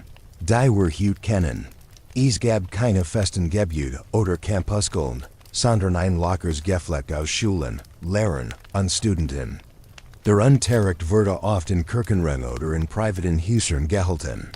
Dort beschäftigten sich die Schüler hauptsächlich mit den sogenannten 7 freien Künsten: Grammatik, Redekunst, Logik, Rechnen, Geometrie, Musik und Sternkunde. Außerdem gab es 3 weiterführende Bereiche: Theologie, Rechtswissenschaft und Medizin. Meistens wurde als auf Latein unterrichtet, da die Sprache als gemeinsames Mittel diente, Wissen in ganz Europa austauschen zu können. Der Aufstieg der Universitäten hing bei der allgemeinen Rückkehr von Bildung und Forschung im hohen Mittelalter zusammen. Sie wurden von Päpsten und Königen unterstützt, hatten manchmal selbstständiges und genossen besonder Recht, wie Steuerfreiheit oder das Eigengerichtswesen. Nach und nach entwickelten sich feste Strukturen, verschiedene Fakultäten, Abschluss wie der Baccalaureus oder der Magister, Prüfungen und Offizialtitel. Die Universität wurde damit ein eigener Stand in der Gesellschaft. Diese Lernstätten sorgten dafür, dass Wissen nicht nur erhalten blieb, sondern auch beprüft, geordnet und an neue Generationen weitergegeben wurde. Sie wurden Zentren des geistigen Austauschs, aber auch Ort von Konflikten, etwa wenn Glaubensland mit neuen wissenschaftlichen Ideen aufeinander prallten. Die Universitäten des Mittelalters legten den Grundstein für das geistige Leben Europas und beeinflussten Wissenschaft, Politik und Kultur bis in die Neuzeit. Ihr Vermächtnis ist bis heute spürbar. Bau von Kathedralen. Der Bau von Kathedralen gehört zu den erstaunlichsten Leistungen des Mittelalters und ist bis heute ein sichtbares Zeichen des Glaubens, der Macht und der kunstfertige Generosität zwischen dem 11. und dem 15. Jahrhundert entstanden überall in Europa reichliche Kirchen, die nicht nur für den Gottesdienst gedacht waren, sondern auch für das gesellschaftliche und politische Leben. Sie standen im Mittelpunkt der Stadt, zeigten den Einfluss der Kirche und spiegelten zugleich technisch und architektonisch Fortschritt wider. Dabei kann man zwei Hauptstile unterscheiden, die Romanik und die Gotik, die nacheinander das Gesicht vieler Städte prägten. Die romanische Bauweise entwickelt sich im späten 10. Jahrhundert. Sie war gekennzeichnet durch dicke Mauern, Rundbögen, Kleinfenster und kräftige Türme. Solche Kathedralen wirkten massiv, fest und schützend, Sie Stralten bestendiget, ungatlich Ordnung aus. Beispiel sind die Kathedrale von Speyer, das Kloster Cluny in Frankreich, oder die Kirche San Miniato al Monte in Florenz. Der Bau solcher Gotteshäuser war ein groß technisch Leistung. Man nutzte das vorhandene Steinmaterial, stellt 1000 Arbeitern und erfand neue Methoden für den Gelobebau. Auch die Form hat tiefer Bedeutung. Der Grundriss Gestalt eines Kreuzes symbolisiert den Plan des Himmels. Ab dem 12. Jahrhundert setzte sich der Gotik ein neue Bauweise durch. Beginnend mit der Kirche von St. Denis bei Paris. Dies Art von Architektur war wie eine Revolution. Spitzbeginn, Kreuzripping Gwölbel und Strebebeggen, ermöglichten es, die Mauern aufzubrechen und Großfenster einzusetzen. Licht wurde zum wichtigsten Element als Bild für das Gattlich und als Mittel, den Kirchenraum mit besonderer Stimmung zu erfüllen.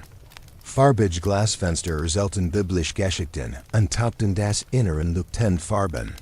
Berühmte gotische Kathedralen sind Notre Dame in Paris, der Klonerdom oder die Kathedrale von Chartres.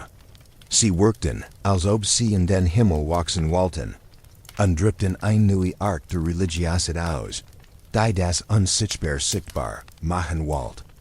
Der Bau einer Kathedrale dauert oft mehrere Generationen. Es war ein Gemeinschaftswerk, in dem die ganze Stadt beteiligt war. Architekten, Steinmetz, Glasmaler, Zimmerlut und viel andere Handwerker arbeiteten zusammen.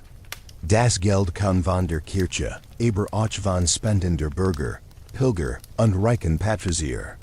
Viel sahen den Bau selbst als ein religiös Handlung, als ein Werk, das die Menschen herzu Gott bracht. Versteht war ein Kathedral nicht nur ein Glaubenssymbol, sondern auch ein und ein wirtschaftlicher Vorteil. Denn sie zog Pilger, Kaufleute und Gelderden. Kathedralen waren zudem mehr als rein Kirchen, sie waren das Zentrum des öffentlichen Lebens. Hier fanden Marktstadt, Gerichtssitzen, Prozessionen und sogar politische Treffen. In Inneren bewahrte man Reliquien auf, die Glöcke von weiter Ansagen. Auch die Musik entwickelt sich stark in diesen Räumen. Der Klang der großen Hallenkirchen war ideal für Gregorianischen Gesang und später auch für mehrstimmig Stück. Der Bau dieser riesigen Kirchen war mehr als nur ein Bauprojekt, aber ein Zeichen davor, dass Menschen zusammengerten. In einer Zeit, in der das Leben einzelner Menschen auf Kurs war und voller Unsicherheit, wirkten Kathedralen wie feste Symbol für etwas, das größer war als sie selbst und länger bestehen sollte. Sie gaben den Leuten das Gefühl, Teil einer göttlichen Ordnung zu sein. Diese Ordnung siegt sich im hochregenden Stein und in den bunten Fenstern, die im Sonnenlicht leuchteten. Noch heute stehen diese Gebäude als Denkmäler einer Epoche, in der Glaube, Kunst und Technik oft besonders wies vereint wurden. Sie erzählen von einer Welt, in der Himmel nicht fern, sondern fast greifbar schien, als Hoffnung und Ehrfurcht in Stein gauen. Kreuzes, die Kreuzes gehören zu den bekanntesten und gleichzeitig umstrittensten Erlebnissen des Mittelalters.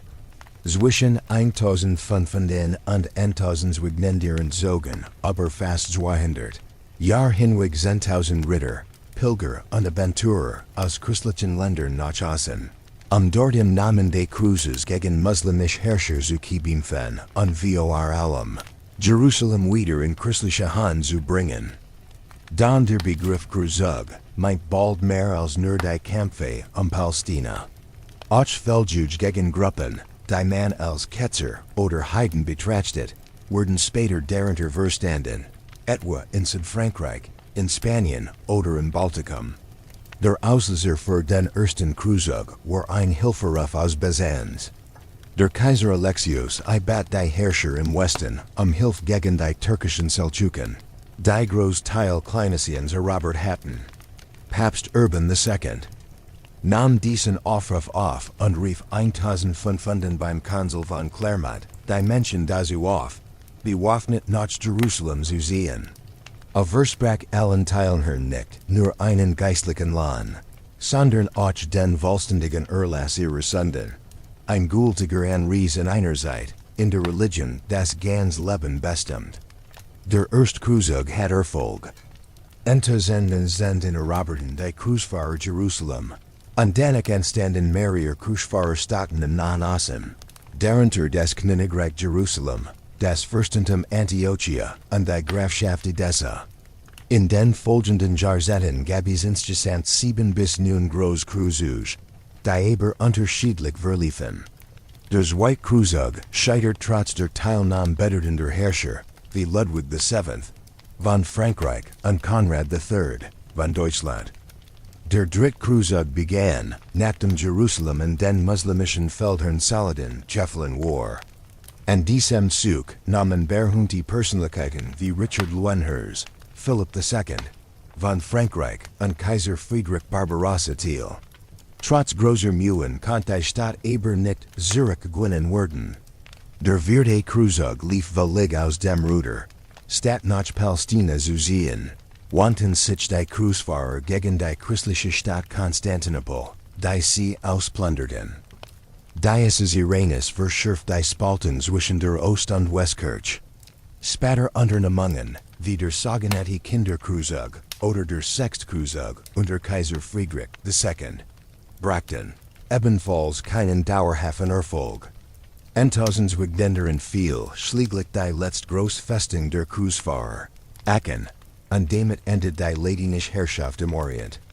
Danach in Europa selbst wurden Namen des Kreuzes gekämpft, gegen die Albigenser in Südfrankreich, gegen Muslim auf der Iberischen Halbinsel, was man Reconquista nennt, oder gegen heidnische Völker im Baltikum, wo besonders der Deutschorden aktiv war. Die Kreuzungen waren ein vielschichtiges Phänomen. Sie vereinten religiös Begrund, politischen und wirtschaftlichen Interessen. Für ein Fachtgliedgebiet war es ein Ausdruck des Glaubens. Für Adlige eine Möglichkeit, Land und Macht zu gewinnen. Für Händler eine Chance auf neue Märkte. Die Kirche lenkt die Bewegung stark. Da auch weltliche Herrscher nutzten sie für Asyl. Gleichzeitig führten die Kreuzungen zu mehr Begegnungen zwischen den Kulturen, wenn auch in einem Klima von Gould, Misstrauen und Fanatismus. Ihr Folgen waren tiefgreifend. Sie stärkten die Stellung des Papsts, gaben dem Ritterdom mehr Selbstbewusstsein und veränderten dauerhaft die Beziehungen zwischen Christen, Juden und Muslimen. Zur gleichen Zeit entstanden neue religiöse Rittergemeinschaften wie die Tempelritter, die Johanniter unter Deutschorden. Diese Gruppen verbanden den Kampf Glaubensschülen und sahen sich als Kämpfer vergat. Wirtschaftlich gewannen wir allem italienische Städte wie Venedig und Genua. Den durch die Kreuzungen fetten sich für sie die Tor zu den Märkten im schlichen Mittelmeerum. Da der Kreuzungen hinterliegen auch viel Zerstrung, Leid und Hass, sie verschärften religiöse Gegensätze. Forten zu Gould gegen Juden in Europa und bestimmten das Verhältnis zwischen Christen und Muslimen aber viel Jahrhundert hinweg. Heute sieht man in ein Bild jener Zeit, in der Religion, Machtinteressen und Krieg eng miteinander verflochten waren, ein Spiegel für die Widerspruch des Mittelalters. Die Stärkung der Städte im hohen und späten Mittelalter veränderte sich die Gesellschaft Europas stark. Ein wichtiger Punkt dabei war der wachsende Einfluss der Städte.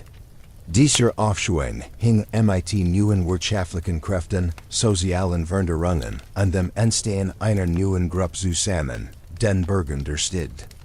Städte wurden zu lebendigen Orten, an denen Handel, Politik und Kultur aufblühten.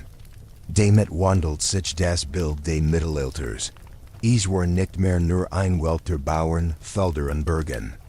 Der Aufstieg der Städte war eng mit dem erneuten Wachstum des Fernhandels, dem 11. und 12. Jahrhundert verbunden. Nach dem Angriff von Normannen, Ungarn und Saracenen seltener Juden waren, wurde es in vielen Gegenden wieder sicherer zu reisen und waren auszutauschen. Städte entstanden oft in wichtigen Kreuzungen von Straßen und Flüssen, Häfen oder in der Nähe von Burgen und Klostern. Dort bildeten sich Märkte, Händler siedelten sich an und viel spezialisiert Handwerk konnten entstehen. Wenn das Dorf vor allem auf Selbstversorgung baute, Leb die Stadt von Arbeitsstiliger Production und vom Handel. Es gab Schmied, Becker, Weber, Tuckmacher, Goldschmied, Gerber, und viel ander Beruf. Dies Handwerker schlossen sich in Zunfen zusammen. Ein Zunft war wie ein Gemeinschaft von Leuten mit dem gleichen Beruf. Sie regelten, wie man einen Beruf erlernen dürft, wie die Qualität der Arbeit sein muss, welch Preis verlangt werden konnten und wie lange gearbeitet wurde. Alljährden hafen sie ihren Mitgliedern in Not. Etwa bei Krankheit oder im Alter. Auch der Großhandel über Ländergrenzen hinweg wuchs. Städte wie Lübeck, Venedig, Brugg, Kaint El, Florence oder Nürnberg wurden zu wichtigen Zentren. Kaufleute von Mess zu Mess, gründeten Handelsfirmen und Banken. Mit dem Austausch von Waren kamen auch neue Ideen, Erfindungen, Kulturen nach Europa. Besonders in Norditalien und Flandern entstanden ganz Netz von Städten, die eng miteinander verbunden waren. Mit diesem wirtschaftlichen Aufschwung stieg auch die Macht der Bürger. In vielen Orten konnten sie sich aus der Herrschaft von Bischöfen oder Adligen leisen und eigene Stadtregierungen gründen. So entstanden Stadtverfassungen, in denen Rat, Bürgermeister und eigene Gericht unabhängig vom Feudaladel handelten. Manche Städte erhielten Privilegien wie Marktrecht, Steuerfreiheit oder das Recht, eigene Gesetze zu sprechen. Einige wurden sogar zu freien Reichsstädten, die nur dem Kaiser unterstanden. Dadurch bildet sich ein eigen Stadtkultur. Die Menschen fühlten sich immer mehr mit ihrer Stadt verbunden. Das zeigt sich in Stadtmauern, Wappen, eigenen Münzen, Schulen, Kirchen und öffentlichen Gebäuden. Die Stadt war nicht nur ein Ort des Handels, sondern auch der Politik und des Streits. Reich Kaufleute gegen einfache Handwerker, Zunft gegen Patrizier, Bürger gegen Landbewohner. Auch geistig wurden die Städte wichtig. Dort entstanden Schulen, Bibliotheken und Universitäten. Bücher wurden abgeschrieben, Eiden ausgetauscht, Diskussionen geführt und neues Wissen verbreitet. Städte wurden zu Orten des Lernens und des kritischen Denkens, das im Spätmittelalter und in der Renaissance noch stärker wurde. So waren sie einer der Motoren, die Europa aus der mittelalterlichen Welt in die Neuzeit führten. Mitten in der Welt der Fürsten und Landscharen entstand ein Ort, in denen Bürger mehr Freiheiten hatten, neue Eiden für Handel ausprobierten und ein Bund Vielfalt und Lebensweisen wuchs. Dies Anfang led in das Fundament für Entwicklungen, die Europa später stark prägen sollten. Der Aufstieg der Ritter, im Lauf des Mittelalters entwickelt sich eine neue Gestalt, die bald weit mehr bedeutet, als nur ein Kämpfer, der Ritter. Aus dem schlichten Krieger auf dem Pferd, der in Eisen geholt war, wurde im Hochmittelalter ein Symbolfigur der höfischen Welt, ein Träger bestimmter Wert und das Bild eines christlichen Kämpfers. Das Ritterdom war eng verbunden mit den politischen, gesellschaftlichen und kulturellen Veränderungen jener Zeit, und bis heute prägt dies das Bild des Mittelalters. Zuerst waren Ritter vor allem Reiterkrieger, die sich mit Waffen, Pferd und Rüstung klar von Bauern und Bürgern abhaben. In einer Epoche, in der militärisch stark entscheidend war, bekamen dies Kämpfer ein besonder Bedeutung. Der Adel zu Pferd, also die sich die Torausrüstung leisten konnten, bildeten ein eigen Kriegerelite. Gleichzeitig festet sich das Lenzwissen. Ritter erhielten Land von einem Herren und mussten davor gehorsam und Kriegsdienst leisten. So wurden sie Teil des feudalen Systems und zugleich dessen Militärstaats. Die Rolle des Ritters ging bald über das bloß Kämpfen hinaus. Ab dem 11. und 12. Jahrhundert entstand ein besondere Kultur, die sogenannte hofische Kultur. In Fürstenhafen entwickelten sich feste Regeln für Benehmen, Vorstellungen von Bildung und ein Weltbild, das eng mit dem Leben der Ritter verbunden war. Mut, True, große Giget und Gottsfurcht galten als Tugenden, die ein Ritter nicht nur im Kampf, sondern auch in täglichen Leben zeigen sollte. Ein wichtiger Teil dieser Kultur war die Men, die edel meist unerfüllte Liebe zu einer Dame. Die den Ritter zu Mutagen und guten Taten Ansport. Dies Vorstellungen fanden sich auch in Geschichten und Dichtungen, etwa bei Chrétien de Troyes oder Wolfram von Eschenbach, deren Werk nur unterhielten, sondern auch Wort vermittelten. In diesen Texten wurde der Ritter nicht als brutaler Kämpfer beschrieben, sondern als Held, der Stärke mighty ernsten und matcht, might mild verband. Auch Turnier spielten eine große Rolle. Sie dienten nicht nur als Training für den Krieg, sondern waren auch Feste, bei denen Ruhm und Anerkennung gewonnen werden konnten. Besonders Ritterden wie die Templer oder die Johanniter verbanden den Kriegerstand mit tiefem Glauben. Ihr Ziel war es, Gott zu dienen und Pilger zu beschützen, oft wichtiger als Reichtum oder persönlicher Ruhm. In der Wirklichkeit aber war das Leben vieler Ritter hart, streng ausbilden, Disziplin und blutig Kampfe, prägten ihren Alltag. Manch dienten als Söldner und standen ständig im Dienst ihres Herren, beglitten in Auffeldgen oder verteidigten Burgen. Mit den Neuerungen in der Kriegsführung im Spätmittelalter, Langbogen, Armbrust und später Schusswaffen, verlor das Rittertum langsam an militärischer Bedeutung. Auch durch den wachsenden Einfluss reicher Bürger und die Gräger Durchlässigkeit der Gesellschaft, blüht das Ritterwesen und Besonderheit ein. Trotzdem blieb das Bild des Ritters lebendig. Wurde zu einer romantischen Figur, zum Symbol für ein Wortsystem, das weit über das Mittelalter hinaus wirkt, in Literatur, Kunst und politischer Vorstellungskraft. Der Aufstieg des Rittertums war deshalb nicht nur ein militärisches Phänomen. Es siegt die tiefen Umbruch einer Gesellschaft, die zwischen Kult und Glauben, Macht und Moral, Krieg und Kultur, ihr Vorbilder sucht, und sie in der Gestalt des Ritters fand. Reformbewegungen in der Kirche, auch in der Kirche gab es im Mittelalter immer wieder Bewegungen, die erneuern wollten, was man als verloren sah. Ziel war es, zum ursprünglichen Glauben zurückzukehren und sich auf die echten Ideal des Christentums zu besinnen. Die Strömungen waren meist Antworten auf den wachsenden Einfluss weltlicher Herrscher, auf den großen Reichtum vieler Cluster und auf die Lebensweise mancher Geistlicher, die man als so weltlich und von Glauben entfernt empfand. Die bedeutendsten Reformbewegungen, darunter die der Cluniacenser, Zisterzienser und der Bettelorden wie die Franziskaner, veränderten das geistliche und gesellschaftliche Leben Europas auf Dauer. Sie brachten Entwicklungen in Gang, die weit über die Kirche hinaus wirkten. Schon im Zen, Jahrhundert begann im Kloster Cluny in Burgund ein erst große Erneuerung.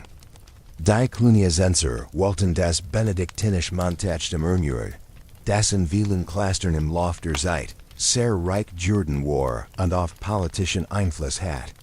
In Cluny verlangt man die Rückkehr zu den strengen Regeln des Heiligen Benedikt. Vor allem Gebet, Arbeit und Armut. Gleichzeitig entstand ein Netz von Tochterklostern, die sich dem direkten Zugriff weltlicher Fürsten, Enzigen und allein dem Papst unterstellt waren.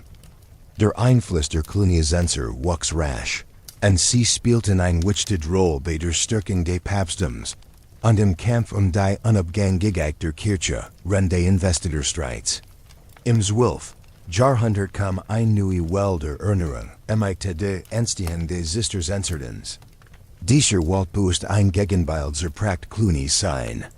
Die Zisterzienser, mitgestalt von Bernhard von Clairvaux, stritten nach schlichter Einfachheit.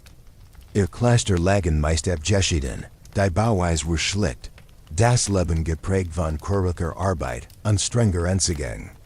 Gerade diese Radikalform sprach viel Menschen an, weil sie Reinheit und Ursprünglichkeit suchten. Der Orden vibriert sich schnell und war nicht nur geistlich wichtig, sondern auch für Fortschritt in der Landwirtschaft bekannt. Disziplin und gute Organisation machten die Zisterzienser zu einem Vorbild. Parallel zu entstanden in Dreisen. Jahrhundert neue Bewegungen, die das religiöse Leben stark veränderten, die Bettelorden. Zu den wichtigsten gehörten die Franziskaner und die Dominikaner. Anders als manche, die Abgeschieden hinter Klostermaren Lepten, Gingen sie mitten in die Stid. Dort predigten sie Lehrten, kummerten sich die Armen, gaben den Menschen seelsorgerisch Hilfe. Die Franziskaner, gegründet von Franz von Assisi, lebten in Villiger Armet, ohne eigenen Besitz. Sie wollten das Evangelium ganz direkt nachkommen, indem es einen engeren Hay zu den Bedürftigen. Viel Stadtbewohner, die unter sozialen Spannungen und wirtschaftlichen Veränderungen, fühlten sich von innen besonders angesprochen. Auch die Dominikaner, gegründet von Dominikus von Calorwega, hatten großen Einfluss. Sie legten viel Wert auf Bildung und Theologie, traten als Prediger auf und workten sowohl als Inquisitoren, wie auch als Lehrer an den neuen Universitäten. Beide Orden matchten die Kirche in den Städten sichtbar.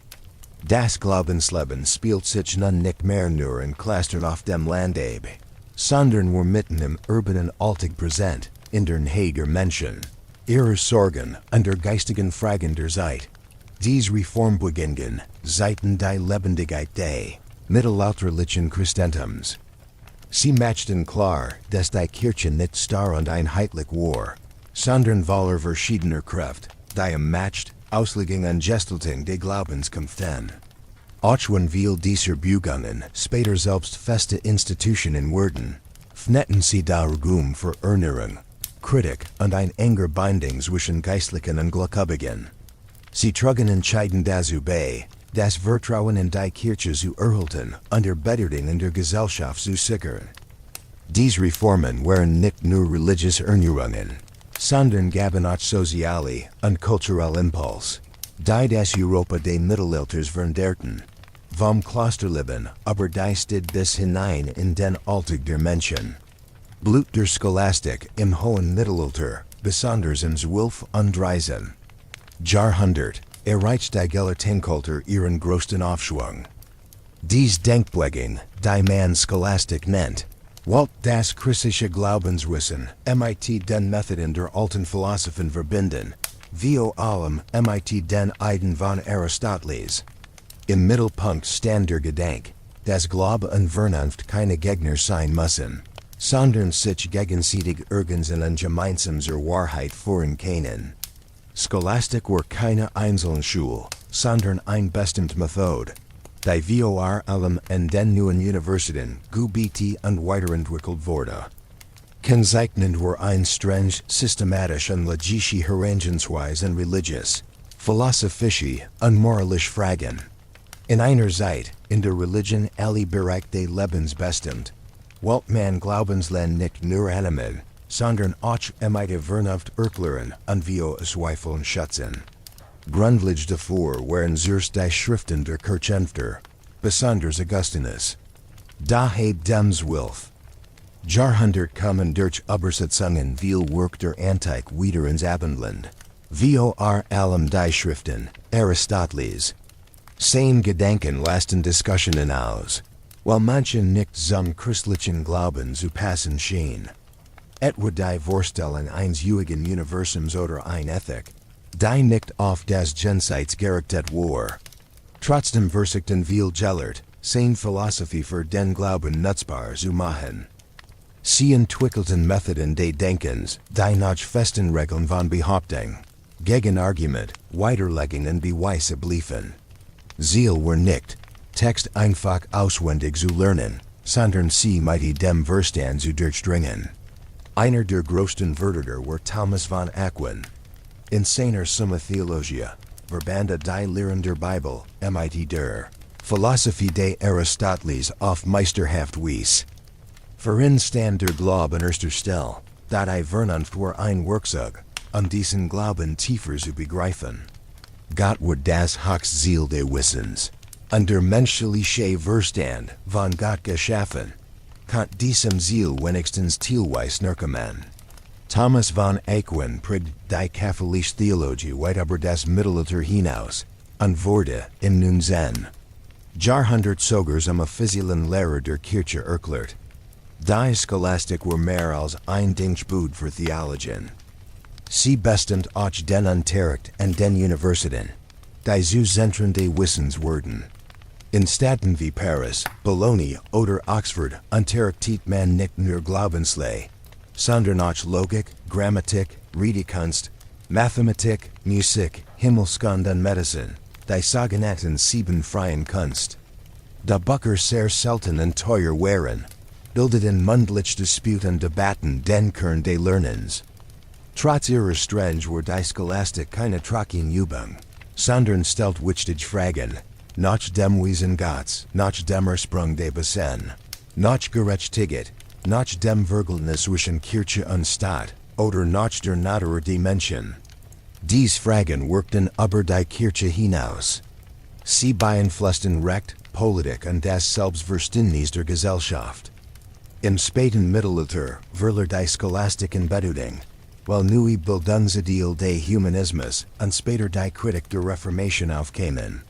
Da ihr Rolle bleibt bedeutsam. Sie war der Ernst der Versich, Glaub und Wissen, Offenbarung und Logik, Himmel und Erde miteinander zu verbinden. Ein geistiges Unternehmen, das die europäische Denkweise über Jahrhundert geprägt hat. Ein wichtiger Grund, warum der Herrscher im Reich immer mehr Macht verlor, lag in der besonderen Ordnung des Heiligen Römischen Reichs. Anders als in Frankreich oder England, wo Kneid schon fra ein starkes Infrael mit festen Verwalten und Aufbauten, war das Reich voller Sonderrecht, Altergewohnheiten und Freiheiten einzelner Gebiet. Der König, später Kaiser genannt, konnte sein Macht nur dann ausüben, wenn die großen Herren des Reichs es stimmten. Dazu gehörten Fürsten, Herzogbischöfe, viel von ihnen hatten eigene Soldaten, eigene Gericht und eigene Einnahmen. Oft betrachteten sie ihr Länder nicht als Land, sondern als ihr persönliches, erbtes Eigentum, das nichts mit dem Kaiser zu tun hat. Dazu kam, dass das Königdom im Reich nicht von weder auf Son weiterging, sondern behult wurde. Die Kurfürsten entschieden, wo der Nächstkönig sein sollte, und dadurch bekamen sie sehr großen Einfluss. Sie nutzten ihr Macht, den König immer wieder Vorteil, Recht oder Geld abzupressen. So musste jeder neue Herrscher Kompromiss schlagen, und konnte keine feste Reichspolitik führen, ohne die Zustimmung der mächtigen Fürsten. Gleichzeitig zerfiel das Reich in viel Kleingebiet. Durch Erbschaften, Teilungen und neue Stiftungen entstanden immer mehr winzige Herrschaften. Besonders in deutschen Raum führt das zu extremer Kleinstaaterei. Der Kaiser hat kein eigenes stehendes Heer und keine einheitliche Verwaltung. Stattdessen waren gezwungen, sich auf Bündnis, Absprachen und gegenseitig Pflichten zu verlassen, die oft unsicher waren. Trotzdem blieb das Amt des Kaisers mit großem Ansehen verbunden. Galt als oberster Beschützer des Christentums, als Garant für Ordnung und Frieden, als oberster Richter und Vermittler. In der Wirklichkeit aber verlagert sich die Macht immer stärker zu den Fürsten und den Staaten. Viel Gebiet handelten fast wie unabhängige Staaten. Sie prägten eigenes Geld, führten Krieg, machten Vertrag und betrieben auch in Politik. Dieser langsam Machtverlust bedeutet aber nicht das Ende des Reichs. Im Gegenteil, es aber durch bis in 1830 sich immer wieder, sich in die Zeiten zu passen. Es war weniger ein Staat, wie wir ihn heute kennen, sondern ein gemeinsamer Raum mit Regeln, Gerichten und einer tief verankerten Reichsidee. Der Kaiser hat zwar wenig direkt Macht, blieb aber ein wichtiges Symbolfigur für Einheit und Tradition. Die Geschichte seines Machtverlusts ist auch die Geschichte einer politischen Kultur, die von Einigkeit durch Verhandlungen, Vielfalt der Regionen und starker Selbstständigkeit lebt, mit allen Vorteilen und Nachteilen. Der Hundertjährige Krieg war einer der längsten und wichtigsten Konflikte des Mittelalters. Dauert über ein Jahrhundert, von den 1880 Jahren bis in die Mitte des 15. Jahrhunderts, und prägt das politisch, militarisch und gesellschaftlich Leben in Westeuropa. Zwar war es kein durchgehender Krieg, wie wir ihn heute kennen, sondern ein Reihe von Schlachten, Pausen, Verhandlungen und neuen Kämpfen. Aber die Grundprobleme blieben über viele Generationen bestehen. Is ging English Ansbruck auf den französischen Thron. Wirtschaftlich Interessen, den Aufbau von nationalem Bewusstsein und den Matchkampf zwischen großen Adelsfamilien. Auslöser des Streits war die Erbfolge nach den Tod des französischen Königs, Karl IV. Im Jahr 1920. The sees keinen männlichen Erben gab, wollten die Großen des Reichs Philipp VI. Aus dem Haus Valois zum neuen König. Da Edward III. Von England, ein Enkel von Philipp dem Schändler, aber dessen Tochter Isabella. Hab ebenfalls Anspruch auf die Krone. Frankreich weist die Samkeit hinweis auf das Salisch Recht Zürich, das die Erbfolge über Frauen ausklaus. So wurde der Streit nicht nur ein dynastisch Frage, sondern auch ein rechtlicher und politischer Konflikt über die Krone selbst, ein Konflikt, der bald in ein Kampf und blutig Krieg überging. Zusätzlich zu den Thronstreitigend gab es auch große wirtschaftliche Spannungen. Besonders Reich Gegenden in Südwesten Frankreichs, wie das Herzogtum Guyenne, das unter englischer Herrschaft stand. Auch der Handel mit Flandern sorgt für Streit, denn dort traf English Wall auf französischen Einfluss. Beide Seiten suchten sich verbündet, bauten Flotten aus und begannen, ihr Anspruch mit Waffen durchzusetzen. In den ersten Jahren des Krieges konnte England groß Siege erringen. Schlachten wie bei Crécy oder Poitiers Seiten, wie gefährlich die englischen Landbauern schätzen waren. Sie konnten die französische Ritterschaft schwer besiegen. Unterzuntergugtung wurden sogar, der französische König Johann II. Gefangen genommen. Da trotz dieser Erfolge konnte England keinen dauerhaft Herrschaft in Frankreich aufbauen. Frankreich war zwar geschwächt, aber nicht im Boden.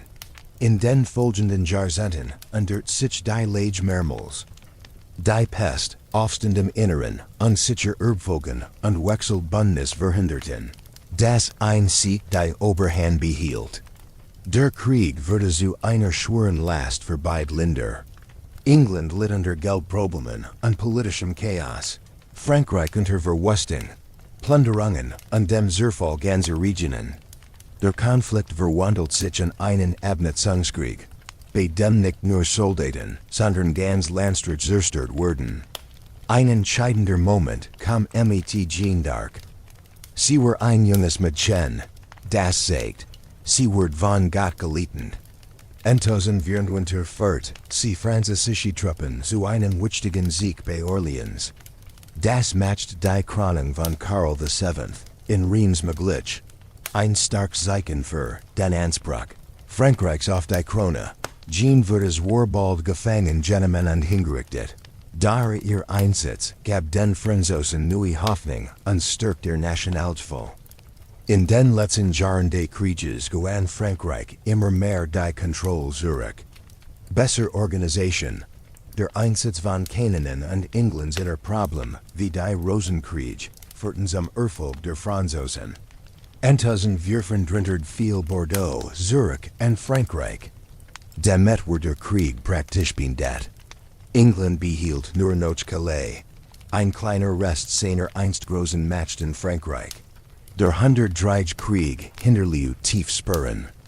In Frankreich führte dazu, dass die Macht des Königs stärker wurde, dass ein nationales Bewusstsein entstand und dass sich das Land wirtschaftlich von den Zerstörungen erholt. In England dagegen begann eine Zeit politischer Unruhen, die später in den Rosenkriegen gipfelt. Beide Völker behielten den Konflikt lange in Erinnerung in Liedern, Geschichten und Traditionen. Der Krieg war also mehr als nur ein Rief von Schlachten. War ein harter Matchkampf Land und Krone, ein Streit der Identitäten, ein Probe für neue Formen von Krieg, Verwaltung und Staat. Ein Schlusslerignis auf dem Weg vom Mittelalter zur Freien Neuzeit. Zwischen 1966 und 1924 traf Europa eine der schlimmsten Katastrophen seiner Geschichte, die Pest, die später Schwarzer Tod genannt wurde. Innerhalb weniger Jahre starb etwa ein Drittel der Menschen, in manchen Gegenden sogar die Hälfte. Die Krankheit verlief schnell und grausam. Sie bracht nicht nur unermessliches Leid, sondern erschüttert auch die Gesellschaft, die Wirtschaft und die Religion des Mittelalters. Die Suche kam ursprünglich aus Zentralasien und verbreitet sich über Handelswege. Zuerst erreicht sie den Nahen Osten, den Europa. Wahrscheinlich brachten genuesische Handelsschiff sie entos unterbiegenden Sesses, nach Messina, auf Sizilien. Von dort breitet sie sich rasend weiter aus, über Stragen, Fluss, Häfen und Märkte. Schon nach wenigen Jahren hat sie fast alle Regionen Europas erreicht. Am häufigsten trat die Beulenpest auf, ausgelöst durch das Bakterium Yersinia pestis. Es wurde durch Floh von Ratten auf Menschen übertragen. Typisch waren Geschwollen, Dunkelbeulen, Hosfieber, Erbrechen und oft der Schnelltod. Manchmal nach nur wenigen Tagen. Es gab auch Lungen und Blutpest. Die sich noch schneller verbreiteten und direkt von Mensch zu Mensch übertragen werden konnten. De niemand wusste, wodurch die Krankheit entstand oder wie sie sich weitertrug, war Europa durch völlig ausgeliefert. Die Menschen reagierten mit einer Verzweiflung und manchmal auch mit wat ungult. Hörst konnten nicht helfen, Priester ebenso wenig, und auch Kneige oder Fürsten waren machtlos. In vielen Städten flohen die Reichen aufs Land, wenn die Armen zurückblieben und sich selbst überlassen wurden. Der Glaube wurde hart geprüft. War die Pest ein Strafgott. Gruppen von Buppredigern, die Geistler genannt wurden, zogen durch die Stragen. Sie riefen die Lutzer Umkehr auf und schlugen sich selbst in aller Fettlichkeit, while sie hoffen, de durch Gottes Vergebung zu erlangen. Gleichzeitig kam es zu schrecklichen Angriffen, vor allem auf jüdische Gemeinden.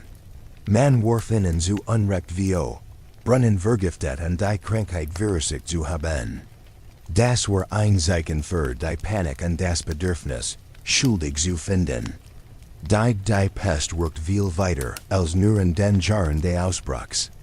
Der starke Rückgang der Bevölkerung führt dazu, dass es überall in Arbeitskräften fällt. Auf Feldern, in Werkstätten und in den Städten man Gelte, diesen Leuten, so dass es die Löhne stiegen. Dadurch bekamen die unteren Schichten mehr Macht, while sie gebraucht wurden. Viele Adlige und Grundbesitzer wollten das nicht hinnehmen und versuchten, ihr Kontrolle mit harten Mitteln zu sichern. Das führt zu Spannungen und manchmal sogar zu Aufständen. Die Katastrophe war auch ein wirtschaftlicher Schock. Felder lagen brach, ganz Dörfer standen leer, Märkte und Handel brachen ein. Das alte Refuge Europas geriet ins Wanken. Aber aus dieser Kreis entstand auch News. Viele Bauern, die Überlebten, konnten nun mehr Land erwerben oder besser Vertrag aushandeln. Stidpassen sichen und dörtene Strukturen, und die Handwerksunft gewannen einen Einfluss. Die Erfahrung von so viel Tod und Scheitern macht das alte Weltbild brüchig. In Literatur, Kunst und Denken tauchten neue Themen auf. Duster Bilder von Tod, Tentens, Dunkel Allegorien und Vorstellungen vom Ende der Welt. Auf lange Sicht rückt durch die Pest das Ende des Mittelalters näher.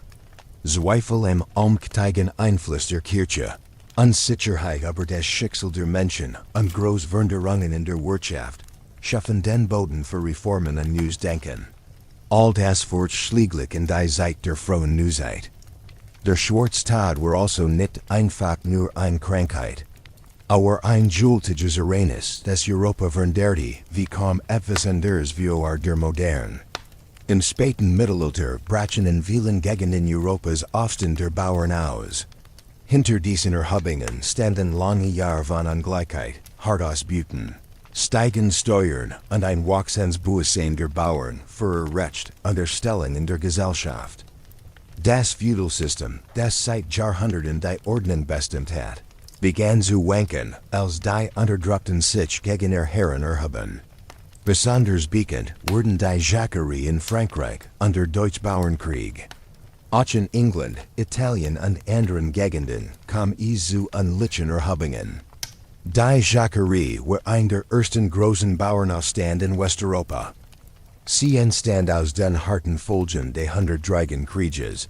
Hoab Gaben, die not noch der Pest und die Grossankheit von adligen Saldmergruppen, die das Land verwusteten. In der Isle de France, einem besonders betroffenen Gebiet, erhoben sich die Bauern im Mai 1915. Sie stürmten Bergen, täten Adlige und plunderten deren Besitz. Dann die Buging was schlecht vorbereitet und hat kein gemeinsam Ziel. Schon nach wenigen Wochen wurde sie blutig niedergeschlagen.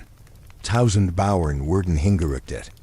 Damit saltklar gesät wurden, dass die beste Hände Ordnung am die Gould verteidigt wurde.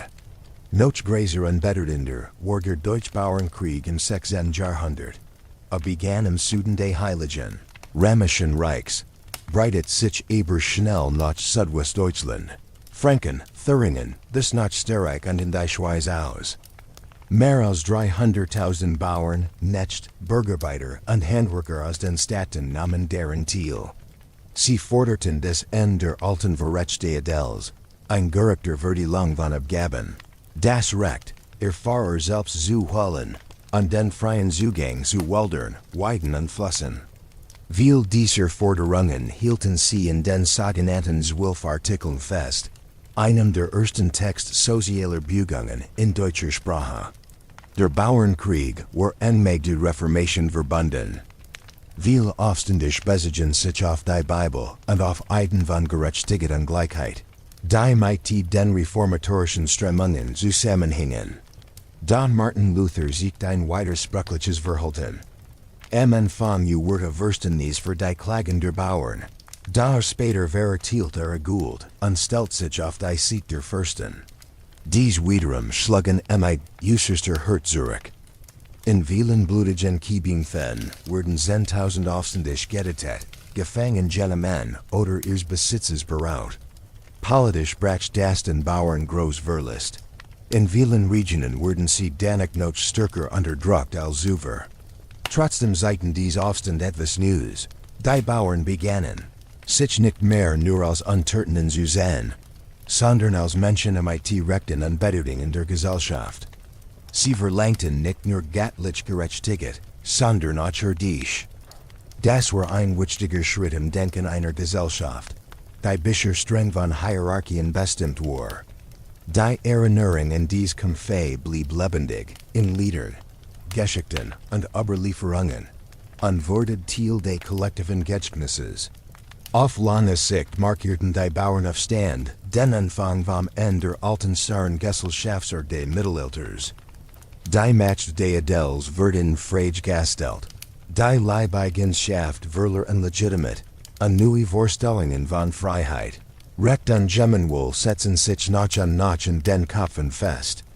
Auch wenn die Aufstand meist niedergeschlagen wurden, trugen sie dazu bei, das Feudalsystem zu lockern und den Boden für soziale Veränderungen zu bereiten. Die ersten der Neuzeit ganz Gestalt annehmen. Das große Schisma, das die katholische Kirche von 1016 bis 1014 erschüttert, war ein der tiefsten Krisen des Mittelalters. Es handelt sich nicht einen Streit über Glaubensinhalt, wie früher Spaltungen, sondern einen massiven Kampf Macht, legitimate an die Einheit der Kirche selbst. Aber fast 40 Jahre gab es zwei, zeitweise sogar drei konkurrierende Päpste. Jeder von ihnen behauptet, der Stellvertreter Christi auf Erden zu sein. Dies Spaltung hat nicht nur kirchlich Folgen, sondern auch politisch und gesellschaftlich. Viele Menschen verloren das Vertrauen in die Institution Kirche. Der Grund für das Schisma lag in den Spannungen nach dem Avignonisischen Papsttums. Zwischen 1300 und 1363 hatten die Päpste ihren Sitz nicht in Rom, sondern in Avignon, stark beeinflusst vom französischen Krieg. Die Rückkehr nach Rom unter Papst Gregor XI brachte keine Ruhe, im Gegenteil. Sie fniegt die Tür zu einem Streit, der die Kirche fast 4 Jahrzehnte lang spaltet. Als der Papst im Jahr 1017 starb, verlangten die Menschen in Rom Lot, dass endlich ein Italiener geholt werden sollte. Das Konklave erfüllt dies Forderung und entschied sich für Urban VI, einen Mann aus Neapel. Da schon bald, matchte sich durch sein Hart und Streit lustig Art, viel feind unter den Kardinalen. Nur wenig Monat noch seiner Wall, erklärten Marier von innen, dass dies unter Zwang geschehen sei, und deshalb nicht gültig war. In Avignon setzten sie einen Gegenpapst ein, Clemens VII. Damit begann das große Schisma. Ab diesem Moment gab es zwei Oberhäupter der Kirche, einen in Rom und einen in Avignon, und beide beanspruchten, allein der war Papst zu sein. Die Christenheit war dadurch gespalten, nicht nur im Glauben, sondern auch in der Politik. Frankreich, Schottland und Spanien unterstützten den Papst in Avignon, während England, das Heilige Römische Reich, und die meisten Städte Italiens Urban VI. Und sein Nachfolger anerkannten. Das führt zu großer Unsicherheit und Verwirrung. Beide Päpste bauten ihre eigene Verwaltung auf, forderten Steuern, vergaben Ämter und drohten Gegnern mit dem Kirchenbann. Das Vertrauen in die Kirche litt stark darunter. Wie konnte eine Institution, die Einheit und göttliche Wahrheit versprach, sich selbst so widersprechen? Viele Menschen begannen, im Anspruch der Kirche zu zweifeln. Neue Bewegungen wie die der Konziliaristen gewannen Einfluss. Sie meinten, dass ein Konzil also ein Großkirchenversammlung, aber dem Papst dessen Salt und in der Lage sei, die Einheit zurückzubringen. Intussen während versucht man beim Konzil von Pisa das Problem zu lösen. Dahies wurden nur noch schlimmer. Neben dem Papst in Rom und dem in Avignon gab es plötzlich einen dritten. In Pisa gielten Papst. Die Lage wurden unhaltbar. Beschließlich das Konzil von Konstanz einberufen wurde. Das wichtigste Konzil des Mittelalters. Dort wurden alle drei Päpste abgesetzt oder zum Rücktritt gezwungen. Intussen Vierbrunns Wald, man Martin V, der von allen anerkannt wurden. Damit war das Schisma offiziell beendet. Die Folgen waren tief. Aber Jahrzehnte hat die Kirche ihr Glaubwürdigkeit verloren. Ihr moralischer und politischer Einfluss war deutlich geschwächt. Vielen Gläubigen wurde klar, dass auch das höchstkirchliche Amt von Machtkämpfen und irdischen Interessen durchgegangen war. Das Schisma war nicht der einzige Grund, aber ein starker Auslöser für späteres Nachdenken über Reformen, für kirchenkritische Bewegungen und für den Boden, auf dem die Reformation wachsen konnte. Das Mittelalter nicht sich dem zu. Und der Glauben die unfehlbare Autorität der Kirche war für viel unwiderruflich zerstört. Im späten Mittelalter und in der frühen Renaissance veränderte sich auch die Gesellschaft in Europa grundlegend. Neben der Kirche trat eine neue Kraft auf, das Bürgertum. Dazu gehörten Reichskaufleute, Bankiers, städtische Grundbesitzer und Handwerker, die sich in Zunfen organisierten. Und mit dem Wachstum der Stadt, die immer mehr zu Zentren für Handel, Produktion und Kultur wurden, gewann die Schicht den Einfluss. Das Star-System der Stund begann sich langsam zu lockern und legte die Grundlage für eine moderne Gesellschaft. Da das Bürgertum war keine einheitliche Gruppe. An der Spitze standen Magtage Patrizierfamilien, die durch Fernhandel, Geldgeschäft und Besitz großen Reichtum erlangt hatten. Im mit ihrem Vermögen konnten sie ein Leben führen, das dem de niederen Adels nelt. Prachtvoll Gutbildung und politischer Ehrgeiz gehörten dazu. Gleichzeitig gab es aber auch ein breit Schicht von Handwerkern, Meistern und Zunftmitgliedern, die für die wirtschaftlich Stärke der Stadt waren. Beide Gruppen verbanden ein wachsen Selbstvertrauen und der Wunsch, ihr Leben und ihr Umgeben selbst mitzugestalten. Besonders sichtbar wurde der Einfluss des Bürgertums in den italienischen Stadtstaaten, vor allem in Florenz. Dort bestimmten Familien wie die Medici aber viel Jahrzehnte die Politik und die Wirtschaft. Sie waren ursprünglich nur Händler und Geldverleiher. Dort durch Klugeien, Enggeschäft mit dem Papst und geschickt Machtspiel, wurden sie zu einer der einflussreichsten Familien Europas. Cosimo de' Medici und sein Nachkommen forten Florenz nicht nur in politischer Hinsicht, sondern hatten auch großen Einfluss auf Kunst, Bauwerk, Ungelersamkeit. Sie unterstützt den Künstler wie Botticelli, Leonardo da Vinci oder Michelangelo. Geld macht den Kunst bildet in dieser Zeit eine Einheit.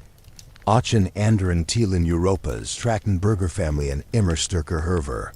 In den Freien Reichsstädten des Heiligen Römischen Reichs, in den Hansestädten des Nordens oder in den reichen Städten Flanderns, bestenten Kaufleute, sind Führer und Stadtrat, Zunehmen das öffentliche Leben.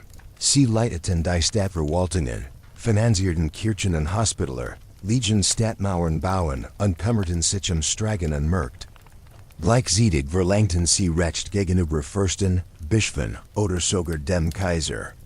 Die Idee, dass ein Staat sich selbst verwalten kann, wurde immer stärker. Viel stid erliegen eigen Gesetz und stellten sogar Bürger waren auf. Ein besonders wichtiges Feld des bürgerlichen Aufstiegs war das Bankwesen. Mit dem wachsenden Handel über großen Fernungen stieg der Bedarf an Krediten, Geldwechsel und sicheren Geldüberweisungen. Familien wie die Fugger in Augsburg oder die Medici in Florenz entwickelten weitversweit Finanzsystem, von denen bald sogar Kneige Päpste abhängig waren. Ihr wirtschaftlich Macht verwandelten sie geschickt in politischen Einfluss, etwa indem sie Ämter vergaben, Krieg finanzierten oder bei wichtigen Entscheidungen mitbestimmten. Trotz dieses Aufstiegs stieß das Bürgertum an Grenzen. Der Hakadel verteidigt sein Recht und ließ nur wenig sozialen Aufstieg zu. Auch innerhalb der Stadt kam es zu Spannungen, denn die reichen Bürgerlichen standen oft im Konflikt mit den einfachen Handwerker oder den Armen. Trotzdem bedeutete der Erfolg des Bürgertums ein großes Wend. Immer deutlicher wurde die Vorstellung, dass Macht nicht allein von Geburt abhängen muss, sondern auch von Erfolg im Handel, von Bildung und von Einsatz für die Gemeinschaft. Lernen, Organisation, Wohlstand und städtischer Stolz wurden zu den neuen Grundlagen für gesellschaftliche Bedeutung. Auf lange Sicht hat das Bürgertum entscheidend beim Übergang vom Mittelalter in die Neuzeit. Ich schafft die Grundlage für den Kapitalismus, nicht dort sein. Interesse in Bildung den Weg für Humanismus und Wissenschaft und legt damit seinen Forderungen nachrechten an. Mitbestimmung den Grundstein für moderne Staatsformen. Was mit den ersten Stadträten, Banken und Handelsschulen begann, entwickelt sich über Jahrhundert zu einer treibenden Kraft für den gesellschaftlichen Wandel. Im späten Mittelalter entstand in Europa außerdem ein neues politisches Modell, der Nationalstaat. Wenn die Frühzeit noch von vielen kleinen Fürstentümern, Lehensbindungen und zersplitterten Herrschaften bestimmt war, setzte dem Dreisen. Jahrhundert und besonders in Wirsen. Und 15. Jahrhundert ein Prozess der Zusammenführung ein. In Ländern wie Frankreich, England, Spanien und Portugal entwickelten sich Geschlossen. Von Königen regiert Reich mit klaren Grenzen. Dieser Weg war nicht ohne Rückschlag, denn Krieg, Aufstand, Krisen und Machtkampf beglitten ständig. Energetic bildet sich eine neue Ordnung, in der die Kniggsmacht und ein wachsendes nationales Bewusstsein eng miteinander verbunden waren. In Frankreich markierte besonders das Ende des Hundertjährigen Krieges einen wichtigen Wendepunkt. Der König von Frankreich kann sein Macht deutlich stärken, indem die großen Adelsfamilien zurückdrängt, ein ständiges Heraufstellt und das Steuersystem neu ordnet. Die Krone wurde zum Zeichen für die Einheit des Landes, und Paris entwickelt sich immer mehr zum politischen und kulturellen Mittelpunkt. Der Herrscher galt nun nicht mehr nur als Oberhaupt über Einzelland, sondern als König von ganz Frankreich, über ein zusammenhängendes Gebiet mit gemeinsamen Interessen und wachsendem Nationalgefühl. Auch die Tatsache, dass das Französische das Latin in der Verwaltung ersetzte, half dabei, ein Starkstaatsbestein zu formen. In England verlief die Bildung einer zentralen Macht ebenfalls über viel Jahrhundert, wurde aber durch besonder Ereignis geprägt. Zuerst durch die normannische Eroberung im Jahr 1066 und später durch die Magna Carta von 1025, Die ein früh Form der Begrenzung königlicher Macht einführt. Besonders ab dem wir sehen. Jahrhundert schuf die Krone durch das Common Law ein einheitliches Rechtssystem und konnte durch das tägliche Leben und die Verwaltung besser kontrollieren. Der English Knig stand im Zentrum eines entstehenden Staatswesens, in dem Parlament, Steuern und Rechtsprechung allmählich ein gemeinsames Gerüst für das ganze Land bildeten. Auch hier wuchs die Vorstellung, dass eine Nation mehr war als nur ein Stück Land. Portugal entstand schon in 12. Jahrhundert aus dem Widerstand der Christen gegen die Mohren als Eigenes Reich, die klar geografisch Form des Lands und die Frühhinwendung zum Seehandel verderten ein stark königliche Macht, besonders ab dem wir sehen. Jahrhundert gelang es der portugiesischen Krone, ein festes Staatswesen aufzubauen, mit einer einheitlichen Verwaltung, einer gemeinsamen Sprache und dem Fronbuessein, auch über dem Meer hinaus zu wirken. König Joel I. Ein sein Nachfolger errichteten eine Magtage-Dynastie, die Portugal zur weiteren europäischer Entdeckungen matcht. In Spanien verlief die Einigung über die sogenannte Reconquista, die Rückeroberung der Halbinsel von den Muslimen. Lange Zeit war das Land in Königreich wie Kastilien, Aragon, Navarra und Leon geteilt. Dann mit der Hochzeit von Isabella von Kastilien und Ferdinand von Aragon in Jar. 1014 begann ein Prozess, der schließlich einen spanischen Gesamtstaat entstehen ließ. Unter ihrer Herrschaft wurde 1024 das Emirat von Granada erobert, womit die muslimische Herrschaft in Spanien endet. Im selben Jahr begann mit der Reise von Christoph Columbus nach Amerika, die Kolonialstadt Spaniens, die den Herrscher neu Macht und Reichtum bracht. Spanien wurde zu einer von Großmacht mit klaren Strukturen und einer starken Monarchie. Diese Entwicklung hin zu mächtigen Königtümern war nicht nur ein Frage von Verwaltung oder Technik. Sie war auch ein kultureller Wandel. Gemeinsam Sprachen, Wappen, Symbol, Hymnen, Kronen und ein einheitliches Geschichtsverständnis trugen dazu bei, das Gefühl einer Nation zu schaffen. Der König wurde zum Zeichen dieser Einheit, die Verwaltung zum Werkzeug seiner Macht und die Hauptstadt zum Herzstück des Staates. Die Entstehung der von Nationalstaaten bereitet den Weg für die Politik der Neuzeit. Zwar blieben viele Regionen Europas noch lange fest im Feudalsystem, und in Mittel- und Osteuropa dominierten Großvielvölkerisch. Da im Westen entstand das Modell eines Staates mit festen Grenzen, zentraler Verwaltung und gemeinsamer Identität. Ein Modell, das bis heute das Denken in Nationen bestimmt. Mit dem Aufkommen des Humanismus im 14. und 15. Jahrhundert setzte außerdem ein tiefer geistiger Wandel ein. Das Weltbild des Mittelalters wurde langsam überwunden und der Weg in die Moderne geöffnet. Der Humanismus war eine Beugung in Bildung und Denken, die sich bewusst von der rein kirchlichen Sicht des Mittelalters erlässt. Statt nur Gott und den Himmel in den Mittelpunkt zu stellen, rückt den Menschen, sein Fähigkeiten, sein Vernunft und sein Wort ins Zentrum.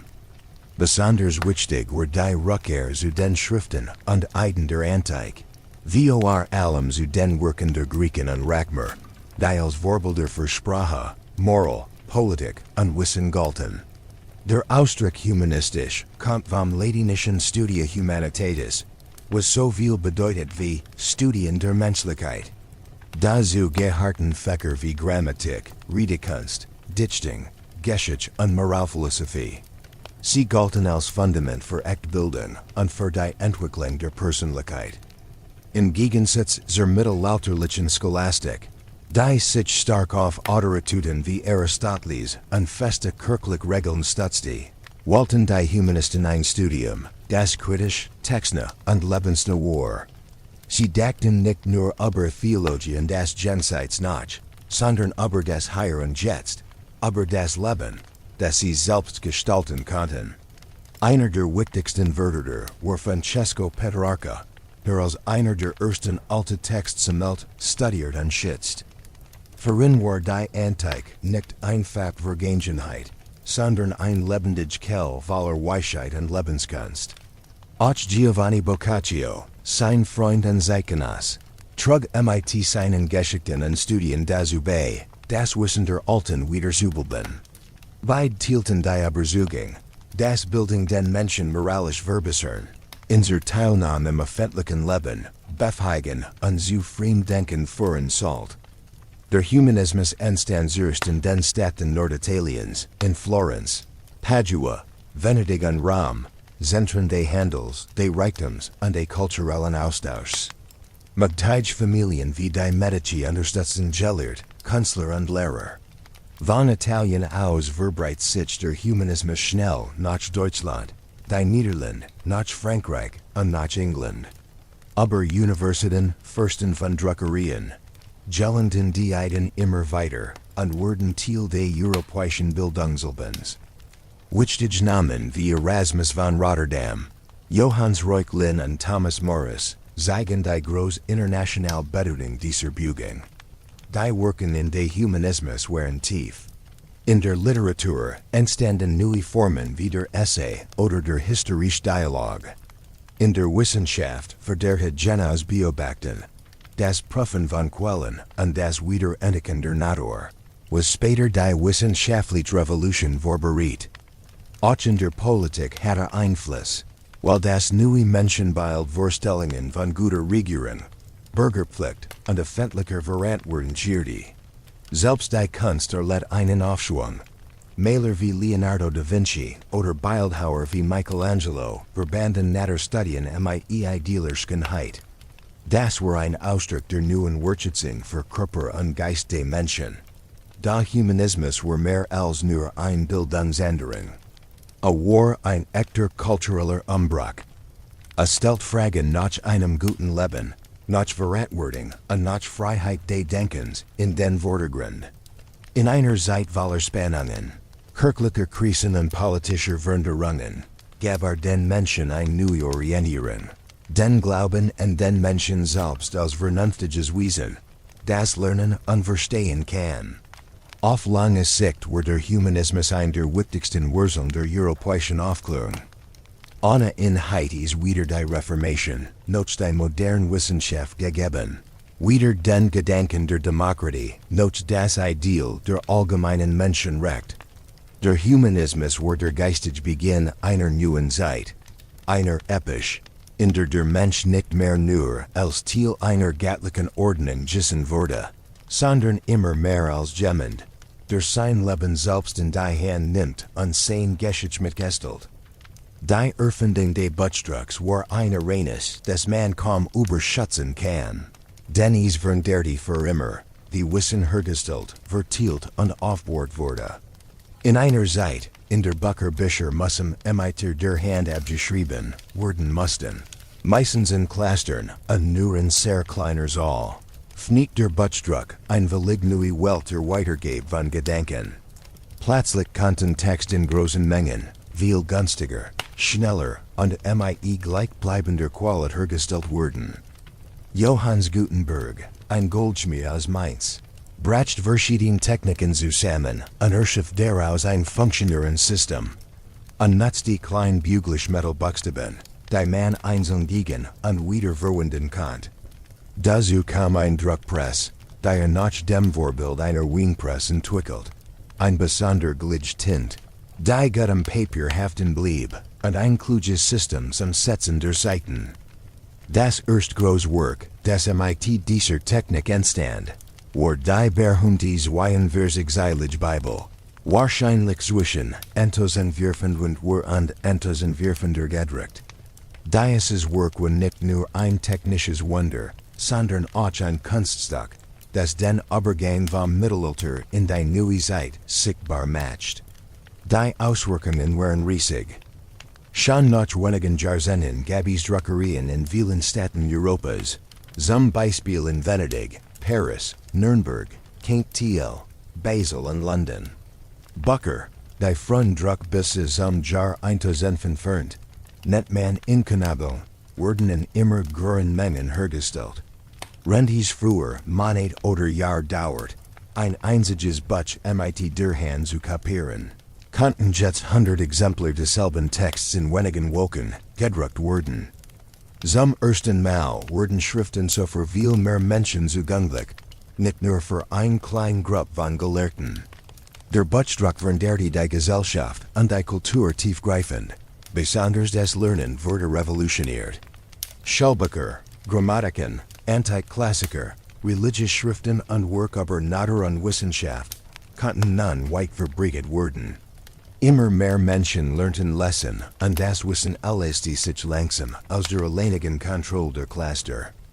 Auch Sprache und Rechtschreibung wurden durch die Druckwerk vereinheitlicht.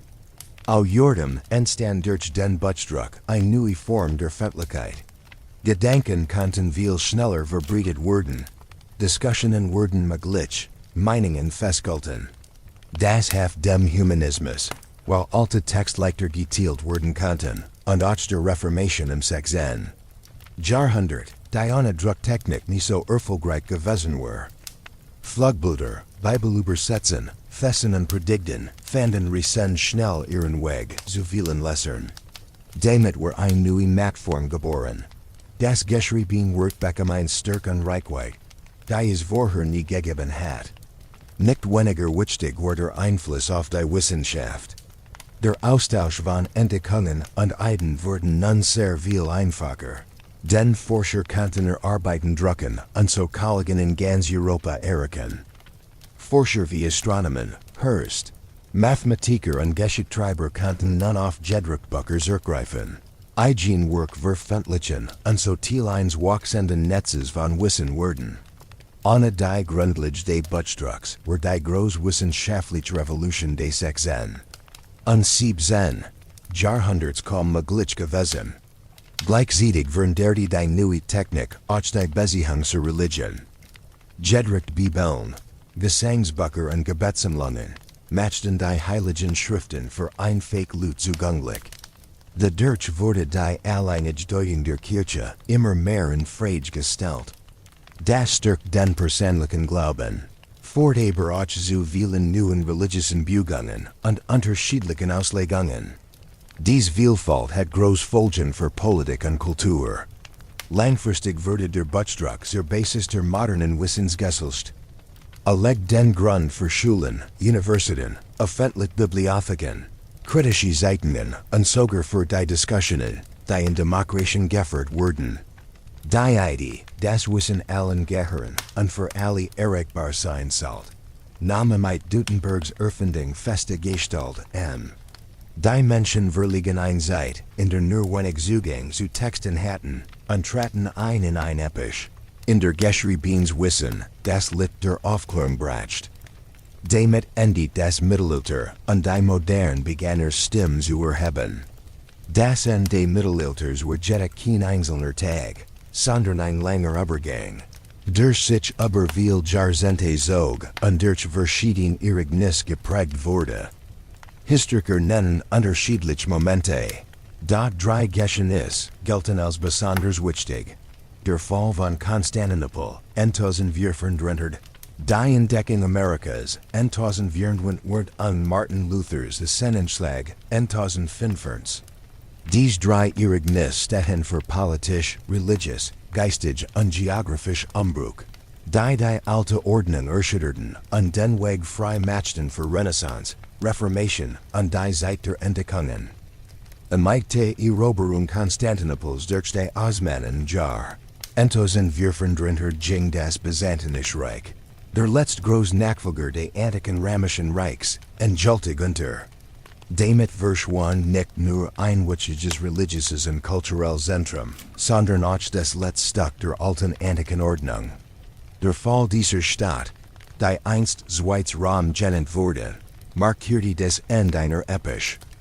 Zugleich flohen viel byzantinisch Gelehrte nach Italien und brachten antikes Wissen und die griechische Sprache mit, was die humanistische Bildung stark belegt. Die Entdeckung Amerikas durch Christoph Columbus im Jahr 1492 den Blick Europas dramatisch. Bis dahin hat man sich vor allem auf Mittelmeer und Atlantik konzentriert. Nun wurde ein völlig neuer Kontinent bekannt. Dies Entdeckung were nicht nur geografisch bedeutsam, sondern von der die auch Handel, Austausch von Pflanzen, Tieren, Kulturen und sogar Krankheiten. Ein weltweiter Prozess begann, den man heute den kolumbianischen Austausch nennt. Aujerden Liedhita, das Zeitalter der Kolonien ein, das viel Jahrhundert die Welt prägen sollt. Ein Drittstelzeller bis war Martin Luthers the Sonnenschlag in Jahr 1045. Am Mai seinen 95 Thesen, die sich gegen den Ablasshandel richteten, stellte die Macht der Kirche und der Papst öffentlichen Frage. Dadurch begann die Reformation, die Spaltung der westlichen Christenheit fort, neue Glaubensrichtungen hervorbracht und großpolitisch wie gesellschaftliche Veränderungen auslöst. Die Reformation stand für ein neues religiöses Bewusstsein, in dem das Gewissen der Einzelnen und das Lesen der Bibel im Mittelpunkt standen, unterstützt durch den Buchdruck die wachsen Zahl der Menschen. Neben diesen Ereignissen gab es viel weiter Veränderungen, die den Übergang zur Neuzeit prägten, der Aufstieg des Kapitalismus und neuer Wirtschaftsformen, die Entstehung von Nationalstaaten, die stärkere Rolle der Wissenschaft und des genauen Beobachtens, das Erstarken des Bürgertums, die Kunst der Renaissance und ein neues Bild vom Menschen. Das Mittelalter, das lange Zeit Gott ins Zentrum stellt, wurde langsam von einer Sichtweise abgelöst, in der Mensch selbst als Gestalter seiner Welt gesehen wurde. Der Übergang zur Neuzeit war also kein plötzliches Ende eines dunklen Zeitalters, sondern ein Zeit voller Wandel, in der alte Strukturen zerbrechen und neue Ordnungen geschaffen wurden. Der mittelalterliche Glaube an Gottes Vorsehung wurde immer stärker durch Vertrauen in Vernunft, Entdeckungen, Erfahrungen und Kritik ergänzt. Europa trat in ein Epoche ein, die von Erweiterungen, Brücken, Erneuerungen, aber auch Konflikten bestimmt war. Mit dem Ende des Mittelalters begann das Zeitalter der Weltgeschichte in modernen Sinn.